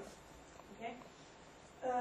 So then you can solve numerically these equations. So we chose to do it with the finite differences, and you get different tensors when you modify these parameters, which control the strength of the source term of magnetic field compared to the diffusivity. So sometimes, if you have a source term which was strong enough, you get exponentially growing magnetic field, magnetic energy, strong enough compared to the diffusion. And so this is the case here. We have a growing magnetic field. It's a linear model, really, so we don't have any saturation of the strength of the field. And you can represent something which looks like a butterfly diagram, which is the migration of the sunspots. When you cut at a particular depth your toroidal field and look at it in a time latitude diagram, like this. Okay, so if you use different numbers, of course, you will get a different tensor. So this is the case where we have dynamo numbers which are not strong enough to make the dynamo successful. Thank you. And in this case, is it the same case? No. So this is a case where we don't have any dynamo acting. Here we have a particular case where we have polar migration of the sunspots, which is not what is observed, but this is due to the sign of the different coefficients. And here you also have a change of polarity, which is something which happens also in these models, because the preferred symmetry is not here at the beginning. Well, it's not the initial condition we start with. And this is the case we're using. So we have particular numbers. We have particular shapes for alpha, omega, which were shown before, but I will come back on this maybe later. And what I show you here is the evolution of the toroidal field, Bz, of before, and of the poloidal potential. So one is a plain line, and the other one is a dotted line. You don't see it very clearly, but it's a cyclic, evolving in time. And this is the butterfly diagram we get with this solution. So this is the reference case we're going to use. Okay, so what we want to do here is, so maybe I don't know if I need to talk about this really, because you all know much better than me. So what we want to do is a variational data assimilation. So we don't want to do the same thing as here, as to progress in time, and each time we have an observation available, we adjust our model. So this is what is represented here. In red is the observations. Here you start with this. You run your model, you get to the XB, and you correct it with the observation. You get what is called the analysis, and you start off with the analysis again. And each time you have a new observation, you modify what you had. Well, what we want to do more is the variational assimilation technique. So over the whole interval where you have data available, you will adjust, or you will minimize a misfit function, which will enable you to go through the observation with the best trajectory possible. Okay, so this is what we want to do. And in this case, with the numerical model we have, it requires development of an adjoint code, which will provide the gradient of this misfit or cost function, which measures the misfit to the observations. Yeah. So these are a bit schematic, right? So Yeah. these points, the blue points are, again, in your model state space, which is dimension roughly what? Well, I'll come to this just on the next slide, because I'll tell you exactly what's the state vector. And the observation vector is in the same space? Yeah, yes, because it's going to, well, not exactly, I'll tell you just now. So what we want to do is to do twin experiments. So we will produce our own observations, really, and the observation will be the value of the magnetic field, of the toroidal magnetic field, are particular specific points in space and time. Okay, so we'll choose a specific point in space and time where we will know the toroidal field, and this will be our observations. Okay, so it can vary in the numbers, it can vary in the location of the various observations we want to have, etc. Okay, so they will be chosen in specific points. We choose this cost function to be minimized, so this is really a misfit between the toroidal field which comes out of the direct model and the observations we have. And we can also adjust the weights we put on the various observations, and to be able to model the fact that maybe some points will be less, some observations will be less reliable than others. While in practice we didn't vary this number really in the calculation I'll show you. And we want to what we want to do is to minimize this cost function by adjusting the state vector alpha. So alpha is our state vector. So I'll show you again what alpha is. Alpha is this function here. So it's a function of y. And in the very small toy model we're using, the discretization is 30 by 30 in x and y. So our state vector is dimension 30. So just to see if I've got this straight, so you have some representation of the truth, do you? Like a true solution to these equations, and then you sample observations from that solution space? Not really. We choose to get our observations. We run once our direct code with a particular choice of our parameters, right, okay. With a particular alpha. Okay, we choose alpha to be this function. We produce Ez, and then we want to minimize the cost function, starting with an initial guess, which is completely different from this alpha that we want to recover. Okay. So state vector dimension. So the cost function is still depending on x. Why is that? No, xp is, well, yes, xp is a particular depth. It's a particular fixed point, and we fixed. consider only this point. Yeah. This depth, which So here in is the depth surface. is chosen. Yeah, it's not too far from the surface. Not exactly the surface, but the boundary condition is 0. So then the result should perhaps depend on the choice of the x. Yeah, probably. But that we didn't vary in this case. We just chose a particular depth. But you'll see the yj and also the theta would be varied. So, just to be sure, you're minimizing the cost function over the alphas, but what about the initial conditions of the state vector? So it's also fixed. We fix the initial conditions. So you know the true initial conditions? So for because the initial conditions are on A and B, and we say that the initial conditions are dipole and field is always going to be fixed to that. So I think the way we'd say that is that so you have a perfect structural model, you have a perfect initial condition, and then you're trying to see that by using the variational assimilation if you can recover the alpha vector. Yeah, it's not. Yeah, in this case it's quite different probably from what is done in meteorology, where it's initial conditions more that we want to. More than the parameters of the models, which would produce produce the This vector is a numerical model. So which one you call the initial condition, which one you call the parameter is completely up to you. We don't mind. yeah, okay. So the state vector. And did you corrupt the observations with noise, or are you? Yeah. After, yes. At Yeah. the beginning, no, and then yes. So first, well, yeah, the observations are exact solutions of the model to start off.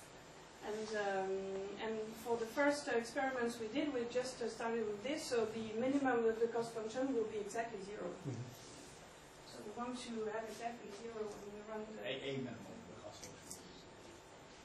a minimum. A minimum, yeah. Yeah.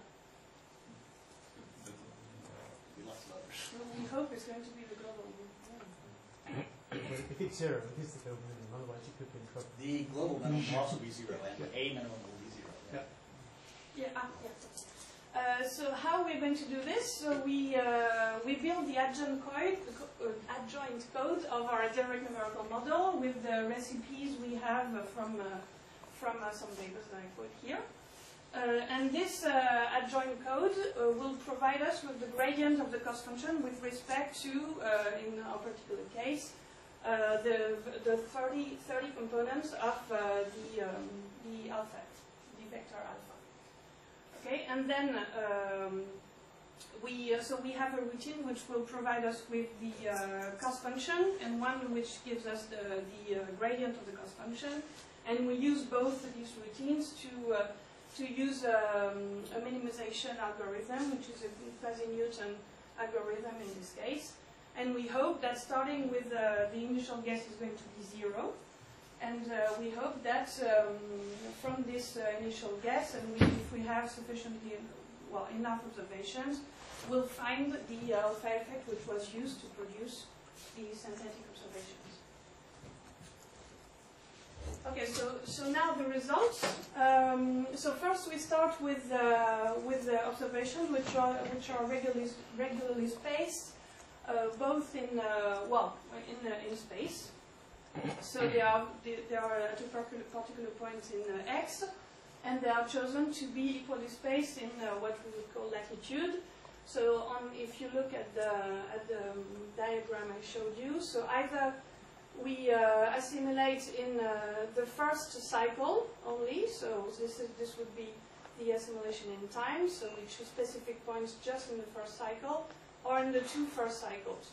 Yeah, so we have the choice between 5 points in time and 10 points in time, in fact. And for each point in time, we have points which are equally spaced in latitude.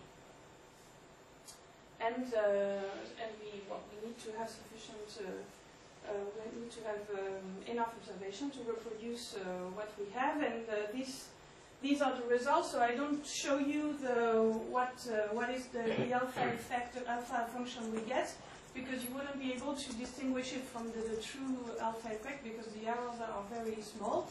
So what I show you here is the L2 errors on alpha, with various number of observations in latitude or in Y, and with 2 different numbers of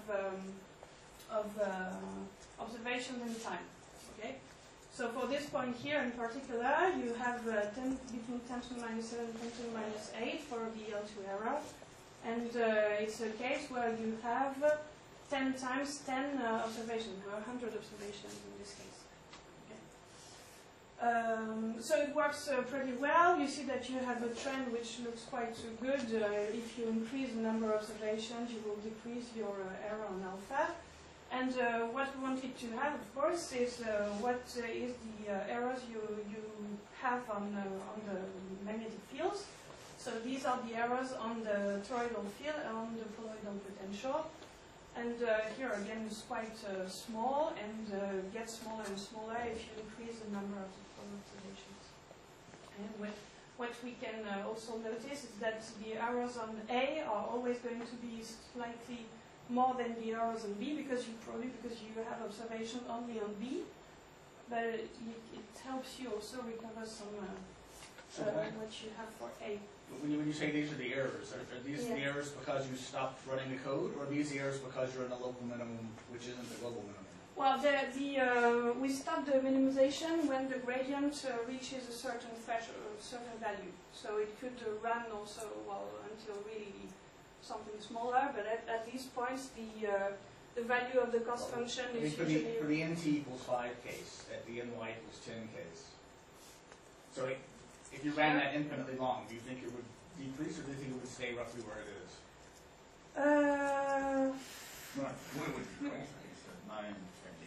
So it's not a secondary minimum. You think there are no secondary minimum? I think it's not. So we don't say. I don't say there is no secondary minimum. I say this is not. Yeah, if you continue further the... It's 3 orders of magnitude further away, and it has the same gradient, and looks to me like a secondary minimum.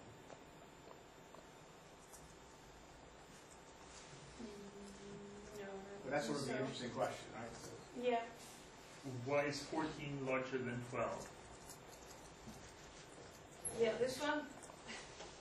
This point. Well, yeah, there are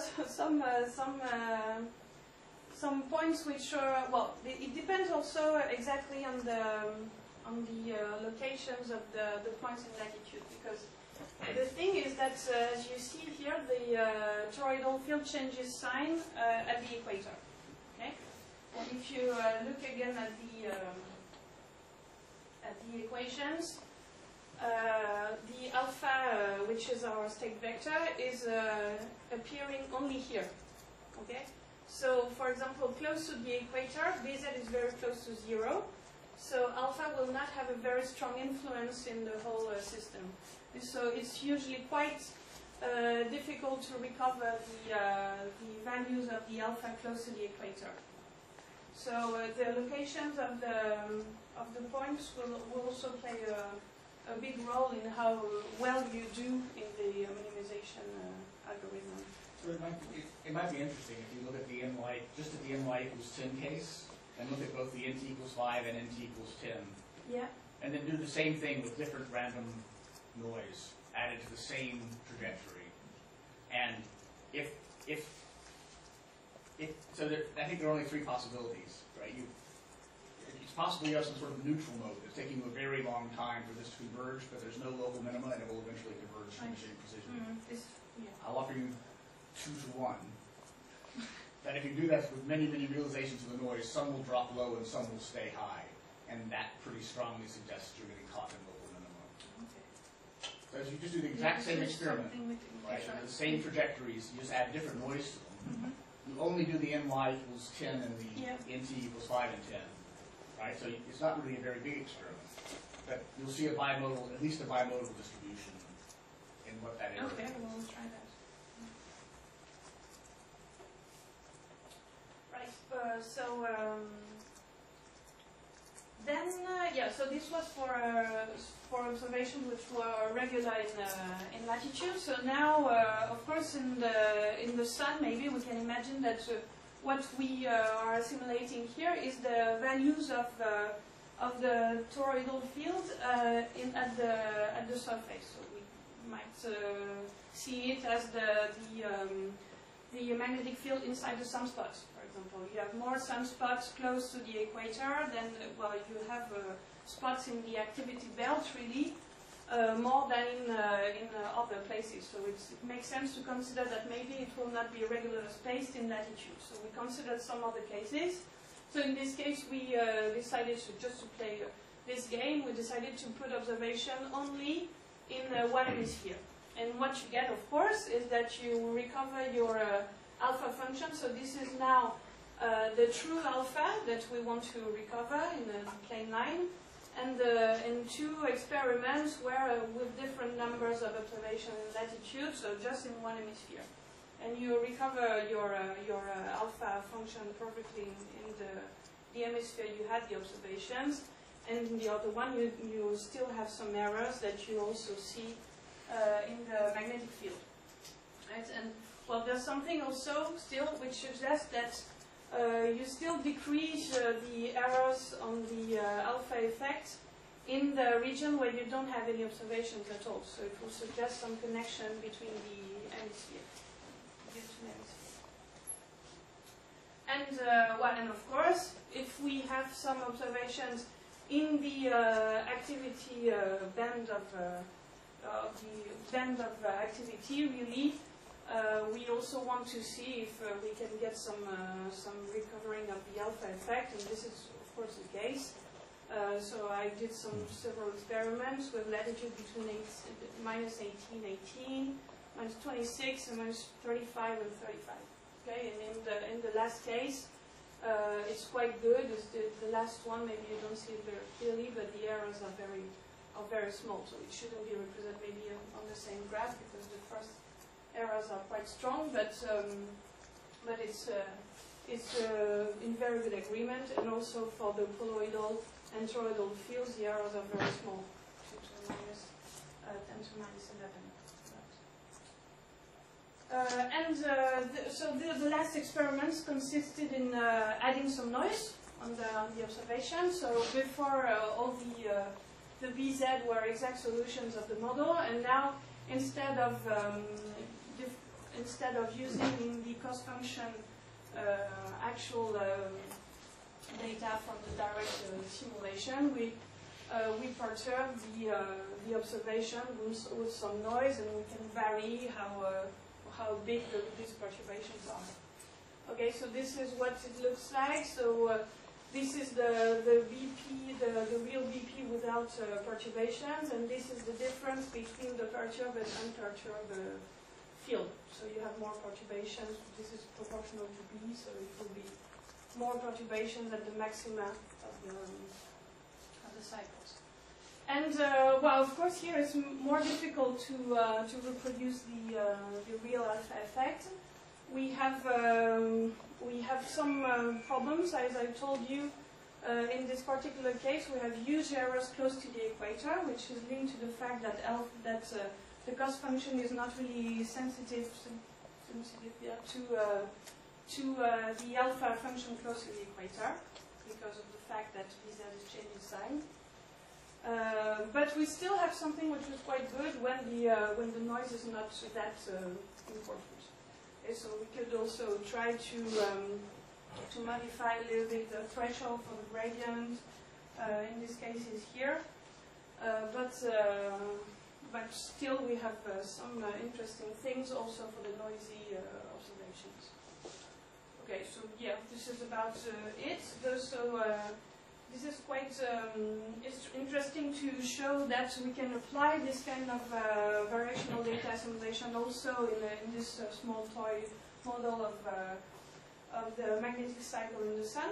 And what we want to do next is so look a little bit more at a little bit more realistic conditions with polar coordinates. What would also be interesting, of course, is look at what happens to the meridional flow, because with this variational assimilation, we might be able to get a best shaped meridional circulation, which would provide observations which are provide magnetic fields which are closer to observation. So with this variational data assimilation, we're able to get the shape of the alpha effect. So why not the shape of the meridional flow also, because we don't know it at all, just in a small layers close to the surface. And well, of course, what we want to do is to have some prediction, of course, because here it was just an experiment, so we didn't really have any forecast in this case. And an interesting thing maybe also is would be to add in the cost function some background terms to not to have too big departures to alpha effect or omega effect. We would know a priori. So we would be able not to minimize this whole thing, not to get too far to some a priori estimates that we would know. Okay, so that's it. So it's a paper which I've just accepted in APJ with Olivier and Sacha, and yeah, we'll try to continue on this. Thank you. Questions, please? There is only the toroidal field essentially which enters the cost function, right? Yes. Yes. And I think that's one of the perhaps crucial things where one should think whether that is really, whether that makes sense. I mean, there's various things. First of all, you take the toroidal field at the surface, and often people assume implicitly that it really originates from deeper down, which is an open question, as Sasha already alluded to, and as I'm certainly thinking. But the other thing that I'm really after is the input from the poloidal field. And I think that's one of the new things that Bialybak then introduced in their model, that they used the poloidal field, which is observed for the last 4 cycles, and that has in particular the advantage of being less noisy, unlike the toroidal field, which is normally only measured through the sunspots or through the polar regions. And that's further supported by another thing that I know from Steenfloor.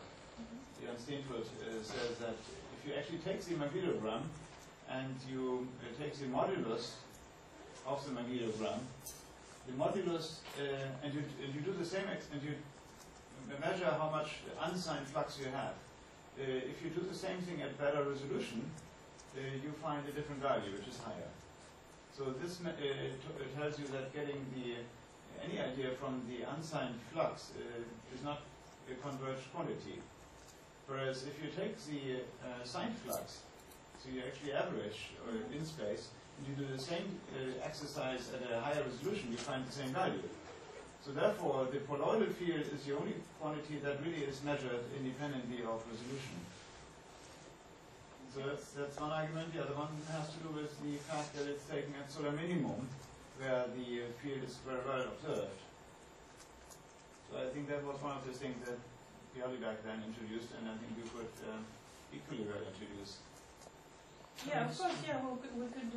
Well, why we chose this is that we thought that it would be interesting to look at these different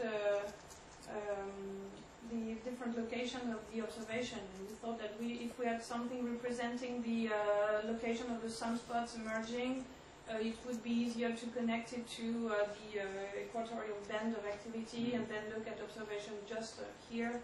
But of course, it has to be several cost functions have to be considered. Yeah. And P minus P ops here can be seen as not only BZ but A also, the poloidal field, you see. But it's true that this curve I showed where you have the poloidal field only at the north, at the pole or north pole. Then the question is that can certainly put constraint on some. You will have latitudinal extension or information. In others, you will have more point-like or at a certain location. The meridional flow we know up to perhaps only 60 degrees. Yeah. So it's true that you have some in a real model that we want to do as a next step. You will assimilate even the meridional flow that you, at least where you get it for cycle 23, down to perhaps 10 megameters. And that will also constrain a background term. A background term, yes, where you cannot go too far from it. So then I think that when you have set up the model, you can say, okay, for this data, I'm going in this range of latitude, this range of depth. And the things we haven't, we were debating that with Lauren a lot and with Olivier, is it better to develop a radius latitude model, or is it better to develop a latitude longitude model? Yes. And we are more in the midfield dynamo community, so we are more confident on the air theta one, the the one in the meridional plane. But clearly the work by Wang and Chili or Carlos Schreiber and Marc de Rosa, we are doing an assimilation in latitude longitude with no depth information, and we are kind of able to reproduce some of the feature of the observed sun. So the best would be to do a 3D model, but that's very complicated. Decoupling it from where it comes from inside the sun is a little bit artificial. How do they emerge their field then at the surface and all these kind of things? We just take the statistic of sunspot distribution and lifetime, and the model is just an advection of the advection diffusion model. The source term. Yeah, there is a source term, and this source term just reproduces the statistics of the observed field. So it's very nice. It's very close to the analysis. But one, I see the urge to make the model more complicated.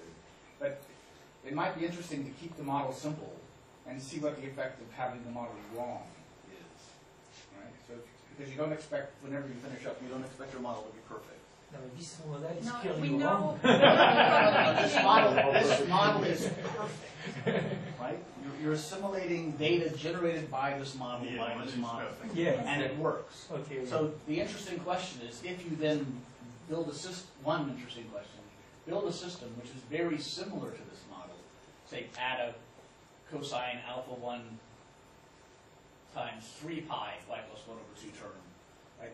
Break it structurally, generate the data with a slightly structurally different model, and then try to assimilate the data with a model which is not structurally perfect. I see your point. And Yes, that can teach you a lot more about how data assimilation works with a slightly incorrect model than making the model more complicated and then doing another perfect model experiment. But I think the more usual trick here would be to solve the model once at much higher resolution and treat the very high resolution solution as pseudo system. Yeah, but you are thinking of the real Navier-Stokes equations, and it really makes sense. Okay, I does mean, that not make sense here? No, because these are equations where we really don't know what is right and what is wrong, because there's coefficients which are really assumed by hand. But your model formulation is still in the continuum, and you're still having to discretize quite strongly in order to get a solution. The system is in a continuum, and the model is still discretized. So Yeah. you could do. So we've done, say, We can choose T21, how T22. discretize you. Yeah. Yeah. So normally go to high resolution and use that to generate your How you break the pseudo model is sort of up to you. And maybe that's a more interesting way to do it. But the real question, I mean, the big decision is: do you actually look at data assimilation in an imperfect model, or do you keep a perfect but more complicated or more realistic model? And that's really a question of what's more interesting. And eventually, if you're going to go to real data in a year or 50 years or something, right? That model in perfection, you need to get used. It's useful to get used to that model in perfection early. Yeah, what you've done could be described as solving an inverse problem.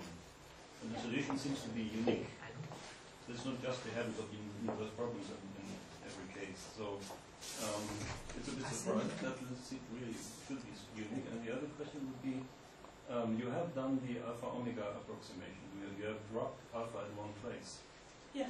If you would not do that, could this maybe relax this uniqueness?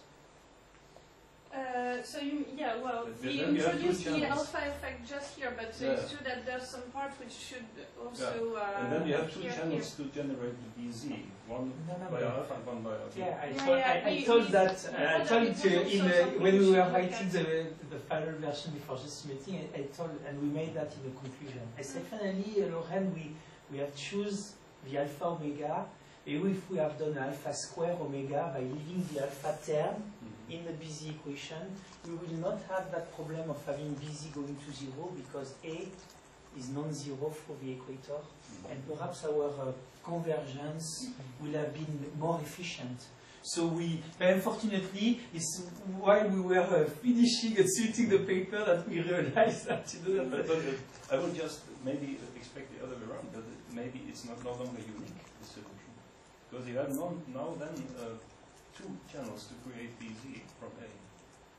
And the distribution between these two channels might be arbitrary to get the same result. I don't think, Olivier, we had this discussion together. When you say not unique, at least depending, do you mean physically two? There could be two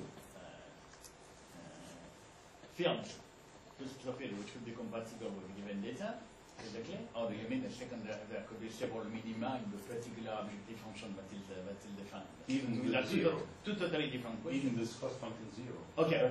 So, I mean that, but physically, the solution is not unique. Okay. Well, I don't know about that because it depends who we run, but if we run this alpha squared dynamo model with alpha that is the same in both equations, then you should go back on your feet, I think. You should not. There is a way to investigate that. The objective function is quadratic in terms of the differences between the model and the observation.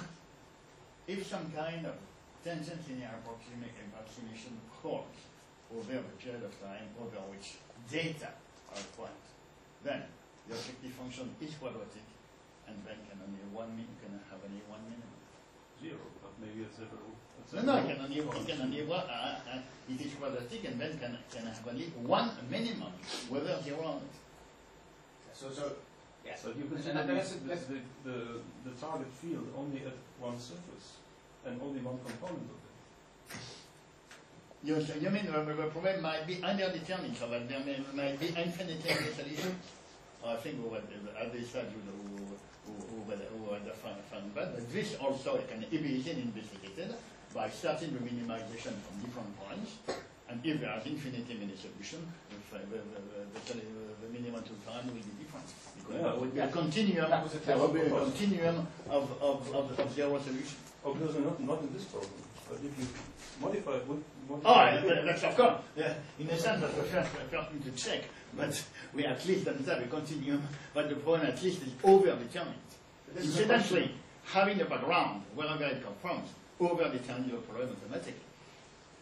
Having an estimate of all parameters we look for, even if the estimates are grossly erroneous, overdetermines the problem. The minimization problem by construction. Because every information directly, explicitly in the background term on every parameter. But this is really a mathematically interesting question. If you're interested in the mathematics of this dynamical system, but if you're going to do it in physics, then your model isn't going to be perfect, and there's not going to be a zero solution to the cost function, and there are going to be multiple minima, and that's what's, in some sense, really interesting. So the perfect model scenario is great if you're a mathematician, but if you're a physicist, no, of course, breaking the model a little bit it causes all. The perfect model scenario is only for learning. It's only a didactic exercise. Yes. It is only to learn how to manage this kind of problem, how to solve it. It is didactic. It's not, both for the people who do it and for people who look at the results. But the perfect model scenario is only didactic. It has no real physical interest. But Lenny's right. I mean, as soon as you add model error to this problem, what will happen is you will not be able to find a minimum. And the reason is because your curve for alpha is over-parameterized. There are not 30 degrees of freedom in that curve. That is a basis of maybe 3 or 4 degrees of freedom. So you have about 25 free, unconstrained components in your parameter space. And that's a 25-dimensional banana that you will never be able to hit in any realistic minimization routine. The first thing you need to do is either impose a smoothness constraint on alpha through the background using a stochastic process, or reduce the parameterization of alpha to 5 or 6 basis functions. Otherwise, you'll get nowhere, except in the perfect model situation. There's something that somebody asked me the question on Friday, is there a way of regularizing your solution? Because when they do seismology inversion, they have to regularize their solution when we do inversion. And I said, yes, I'm sure you can actually regularize the solutions, If regularizing means making the numerics easier, but losing in terms of physical quality of the results, so what's the point? If regularizing makes the numerics easier, and does also and adds useful additional information, for instance, as to the smoothness, the physical smoothness of the field, that's all right. But if it's only for the sake of making it easier to find the minimum, but at the expense of a degradation of a physical result, no, of course, no. It was on the smoothness of the solution. Okay. How to put the smoothness of the solution? A constraint on the smoothness of a field, if we have good physical reason to make statements about how smooth the physical fields are, then that's useful. In fact, we do that in meteorology. We have a Macron term which essentially enforces the condition of geotrophicity, which is the form of smoothness. I mean, nothing from the relationship, the balance between the mass and velocity. Because clearly, in this work here, when you look at this, at the very end here, when you look at this kind of solution here, you have the impression that clearly, well, as you increase the number of points and you lower the degree, it's the resolution here that you see. The fact that it's so irregular and like this is just you have 30 points which are. But if you impose some smoothness here, perhaps you would not have done get in such. No, yes, yes, absolutely. Well, the problem is simply over-parameterized. In a way, here, since it is this is a perfect model scenario, I mean, adding a smoothness condition can be useful for understanding better what's going on with the minimization, but again, it has nothing because of infiniteness. It does because of incidence. We have good reasons to think on physical grounds that the real field have a kind of smoothness. Well, personally, I'm totally confident that this will work.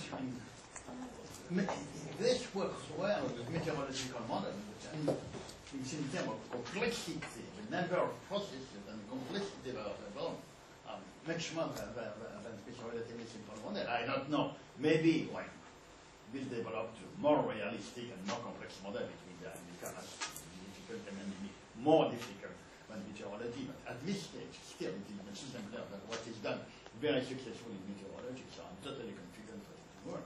Every day, numerical models and variation and assimilation is done in 10 meteorological centers around the world for observation and prediction. This has been done for more than 10 years at different places, and it works daily very well. But they have strong backgrounds. They have strong physical backgrounds in those models, and what you have here is a totally, at the moment, unconstrained background to alpha. That's the difference. Well, I'm thinking about the numerical simplicity. Well, so that's a point. If alpha is really what in this model has been presented in the idea of having helicoidal turbulence, the fact that we have I agree with you that we have ways of relating alpha to the kinetic helicity. There have been models, so we have some physical understanding of what is the kinetic helicity of the solar convection zone, and we can have a kind of physical relation, at least, between the alpha effect and kinetic helicity. But in the backup Layton model that Musomi showed, and the one we want to develop as the next step, we will use the surface source term. We will drop the alpha effect linked to kinetic helicity. We will just use the surface source term. This one we expect it to be narrow, near the surface, and completely driven by the observation. And there we have perhaps more constraint and less parameters than will be one of the input of the data. So there we will have a strong background, I will say, because that will be the observation actually that we assimilate. But yeah, the idea will be more, I mean, as a follow-up, what we want to do is given active region observation, can we invert, for example, the meridional circulation over cycle 22 and 23? And that's true, we don't have strong constraints on the meridional flow. We have it at the surface. We don't have it deeper down. And I mean, that's the point of the model, to see if I agree with you, both of you. I mean, it's true that we may be in a situation where the algorithm doesn't converge, and perhaps that will teach us something about, perhaps we can dial in, for example, that we want it to be one cell only for the meridional circulation, and compare it with a two-cell structure, and see if with the two-cell structure we converge faster than with only one cell for the circulation, you see? So you can perhaps test this kind of scenario also. Say, okay, I don't know. One thing I can ask you guys, because you have more experience, one thing we haven't done yet is to have the physical quantity change in time. And I think that's something I would like to be able to do. That's, for example, letting the solution evolve from a one-cell structure toward a two-cell and back to a one-cell. How do you actually do that? This will be something that... Over the assimilation period? Yes. Okay, well. Then the possibility of, so I would say, the possibility of distinct minima corresponding to different positions of transition is much more likely. Yeah, Exactly. But is it But possible? it also depends on the amount of information that is available.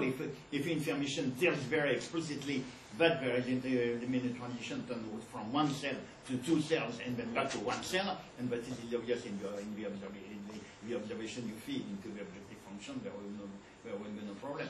But that the system is able to infer a transition, well, of course, there cannot be a general statement about that. It's all a question of sensitivity to the initial condition. It's all a question of a detail of physics which I simply do not really understand. I mean, there cannot be a general statement, but that problem might be much more difficult than the problem. Well, is it possible in a given variational window to have a change of the structural shape of the coefficient, or in your given assimilation window, in the variational approach, you are more or less inverting one structure? How do you you get a change in the number of cells as you change the parameter value? If that's the case, then yes, you just assimilate the parameter value as well. It has nothing to do with the geometry of the flow. It has to do with the parameter values that produce that flow.